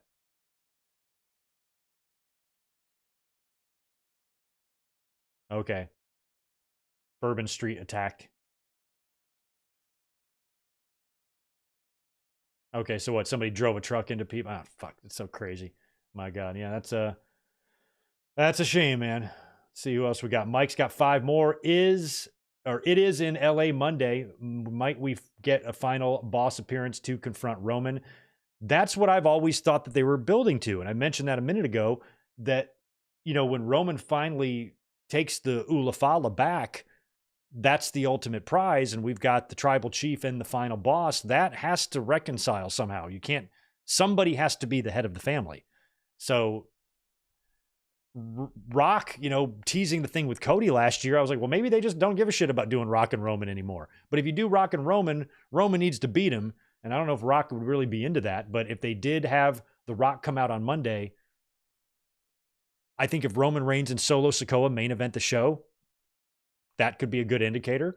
Roman wins. He's confronted by The Rock. Rock comes out and raises his hand and then maybe hits him with a rock bottom and attacks him. And then boom, there you go. And they're set for Mania. But then, if that's a tease for Mania, then Rock would essentially probably be off TV until after the Rumble. So Roman is still going to want to do shit, right? He's still going to want to be in the Rumble and try to get title shots at WrestleMania. So maybe Rock comes out again and screws him. I don't know. But Rock and Roman, it was Rock and Roman and Cody and Cena, Sammy and Owens, Punk and Rollins. Maybe. I think Punk and Roman would still be fun. Ryan Adams, thanks for the 5, dude. While I want Dakota Kai victory, if Lyra wins the IC title, I could see her defending it at Mania against Becky. Yeah, and Becky is another name I should have mentioned because I believe she will be on Raw on Monday.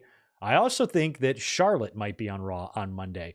So Lyra and Becky for the IC title at Mania, I could see that because Becky, I don't think should face Ripley again because I think Ripley's going to win. Who I think Rhea Ripley should face is Io Sky. They teased that a couple weeks ago, right, with that image. So I think on Monday, the Rhea Ripley and Liv Morgan feud needs to end. And I think the upset that Lyra Valkyria had over Io Sky on Monday night could actually be a good thing and means that frees up Io Sky to do something bigger like, I don't know, win the fucking Royal Rumble. So that's what I hope happens. I hope Ripley annihilates Morgan and wins the championship and that Io Sky wins the Rumble. And we get Io Sky and Rhea Ripley for the championship at WrestleMania, and I would not be opposed to Io Sky beating her. Not at all. So we will see if that comes to be or not. But yeah, Becky, I think will probably be back on Monday. I hope she is. Hopefully we'll get Becky, Charlotte, and Penta, and maybe Big E. But Mike, you've got him coming in at the Rumble. That's what I'm hoping. I'm hoping for WWE to recreate the moment they had with Edge. because that was one of the best moments ever when he came back, and that just emotion behind it and everything. And if they did something similar with Big E, I think there would be fucking tears for miles in the audience. It would just be awesome, especially if you can set it up with those two little pieces of shit, Xavier and Kofi, being in the ring all by themselves. Maybe in there tossing out guys one at a time, and then Big E's music hits and they look at each other and they collectively shit their balls out of their ass. That would be tremendous. Oh my God. I would love it. Ruben Anthony, thank you so much, bro, for the $10. Orton costs Cody at the Rumble. Rock confronts Roman on Monday. Sammy wins the Rumble. Seth wins Chamber. Mania, KO, Sammy, Rock, Roman, Seth, Punk, Cena, Gunther. Cena's last Mania. Orton versus Cody. Cena and Gunther. That would be something significant for Gunther to do. I mentioned that earlier. What would Gunther do if he dropped the title to Punk? And I mentioned Omos. He can't face Brock. But what about Cena? What might be cool is for Cena. And then, because you've laid out WrestleMania a lot like how I did. Have Cena beat Gunther at WrestleMania. And then Cena wins the championship from like Rollins or something. And then Gunther beats Cena for the title. Maybe in Cena's retirement match or something. Because this would happen like much later. So Rollins wins the title from Punk at WrestleMania. Maybe he drops it to John Cena at SummerSlam. Maybe Jon Stewart shows up and helps John Cena beat Seth Rollins for the championship. And then John Cena is world champion. And then he carries it into the end of the year and he runs back into Gunther. And then John Cena either retires as champion or loses to Gunther in his final match. Something like that would be cool. Maybe run an NXT. We'll see. The Juliet 16, or I'm sorry, the Juliet 316. Thank you for the 5. Jax Dane passed away from complications of a heart attack he suffered in November. Yikes. Oh, so young too. Jesus. Yeah, that's a shame. That is a shame. So young. Younger than me, man. Ryan Adams got 2. You think Goldberg works Mania? Damn it, I forgot about Goldberg. He's got to come back too and have his final match. You know where I want Goldberg's final match to be? In Saudi Arabia. That's where it should be. Give him Saudi. Just dangle a bunch of money in his face and put his stupid retirement in Saudi Arabia. Yeah, Drew McIntyre and John Cena as well. You got to wonder what Drew McIntyre is going to do at WrestleMania. He's another guy that I will worry they have a place for because I don't think he's really given up on, his new drive and desire and motivations. And we'll see if there's some sort of faction because right now it's McIntyre and Kevin Owens and Rollins that all really stick into their guns, very, very anti-bloodline. And maybe they find common ground there and they form a little faction, a new world order. Might be kind of fun. We'll see. Anyway, I think that's going to be a wrap for tonight. Thank you so much for hanging out on this New Year's Day. Wanted to come up and just have a nice stream. I was just so busy over the holidays and over Christmas. And felt like I was a little out of the loop on wrestling. So I'm like, you know what? Let's come up here and not only watch wrestling together, but let's stick around and do a podcast. So thank you so much for hanging out with me this evening. We will be back, of course, on Sunday night for a classic watch-along of a classic Royal Rumble. Still got to decide which one that's going to be. And this Monday, we will be here to watch and review Monday night's Raw debut on Netflix. It should be a wild, wild, fun show. Mike Witt, 2 more from you. Cena's last match has to be against Orton. Maybe, but I think, man, they burnt us out, those two. I've seen all I need from them, but I could see those two, because of their history, having a run in again. Should Jordynne Grace job to Tessa Blanchard? She probably will, because I think that's probably, unfortunately, as much as I hate to say it, the right thing to do. Jordynne Grace's contract, I believe, is coming up with TNA. And that makes a lot of sense why she would be working with Tessa, since Tessa is coming in and Jordan really doesn't like her. But Tessa's probably coming in to fill the void that Grace is going to leave when she leaves. So the right thing to do is to put Tessa over, even though Tessa is a piece of shit. So that's why Jordan Grace, I think, is a professional. And I think in a lot of ways, this is a good thing, because this shows WWE, her potential new employer, that she does business. You know, she is working with someone she does not like and who she's voiced disapproval of in the past, but it's business. Doesn't matter if you don't like them. Got to go out there and do your job. Company you work for, go out, told you to go out there and put someone over you don't like, and she did. It's called being professional. So she's going out in a way that's going to make her look good to future potential employers, which most likely will be WWE. I guess we're sticking around because super chats are still flying in.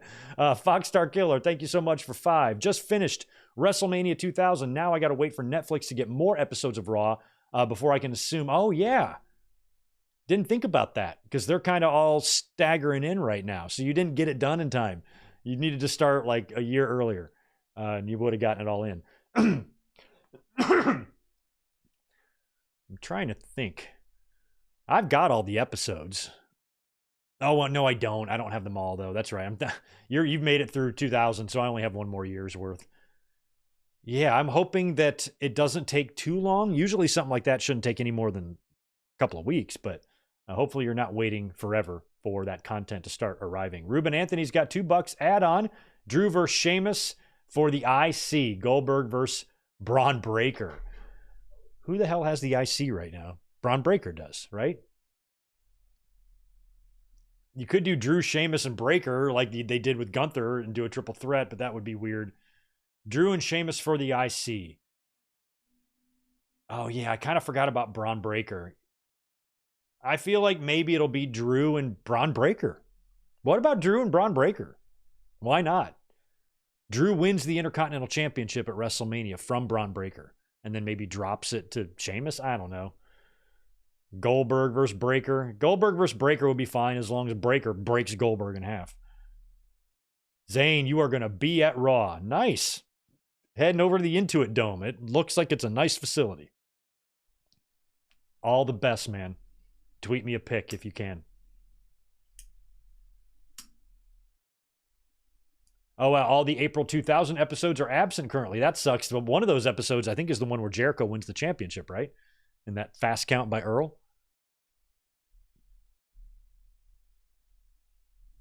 John C., are NXT and SmackDown eventually going to Netflix? Well, not for a while, because they just signed new deals. So SmackDown and NXT, I think, are going to be staying put for 5 years until they move. But if everything goes really, really, really well on WWE and Netflix, and their partnership is, one that's going to last, then maybe everything can just eventually land over there. Netflix can be the home of WWE. But I think there's always going to be the potential, because of how much money is involved with these contracts. And when the rights renewals are up and the increases and stuff, there's always going to be shopping around. And it's never really going to be a guarantee anymore that one property is going to stay put on one platform. I think there's always going to be the potential to move because of all of the negotiations and the evolution of not only the network, but the wrestling company. So nothing is given, but I would like it if we just had a one-stop shop for everything. That would make it convenient for me, so I wouldn't have to subscribe to 9 different streaming apps to make sure I can watch everything. That is a little bit of a pain, but it's also the way it is. Did we freeze?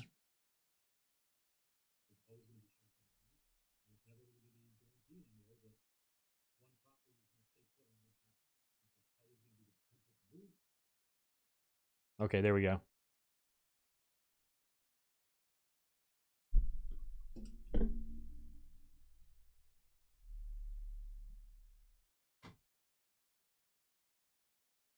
Am I back or not?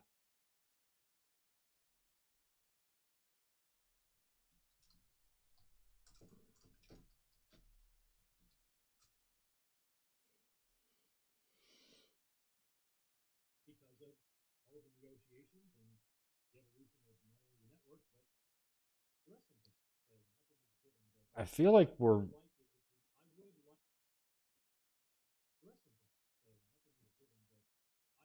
All right, I think we are back now, but We had a brief little interruption there. I don't know what happened, but I looked like we lost a connection and it was doing weird things. But looks like we're back now. But we're back just in time for me to say goodbye. That's all I was really doing anyway. We were on our way out, and then we experienced the little interruption there. And I'm glad that it waited till the very end to do that. But every time we've ever had some sort of a interruption or a network break, it's only just a few seconds. So we've been very lucky over the years to never have anything too crazy take place with technical difficulties, but that was just a brief little interruption there. Sorry about that. But anyway, have a great rest of your night. Happy New Year to you. So excited for 2025. I appreciate you guys hanging out with me tonight to watch Fight for the Fallen and to talk about WWE and WrestleMania and Royal Rumble and Raw on Netflix and everything else. So much going on. It's a great time to be alive. You guys have a great rest of your New Year's Day, and I will be catching you on Sunday live, but you'll probably see me before then because I'm still trying to decide if we need to do a podcast on Saturday. So just stay tuned and keep a lookout for links coming up in the next 24 hours. Y'all have a good one. Peace.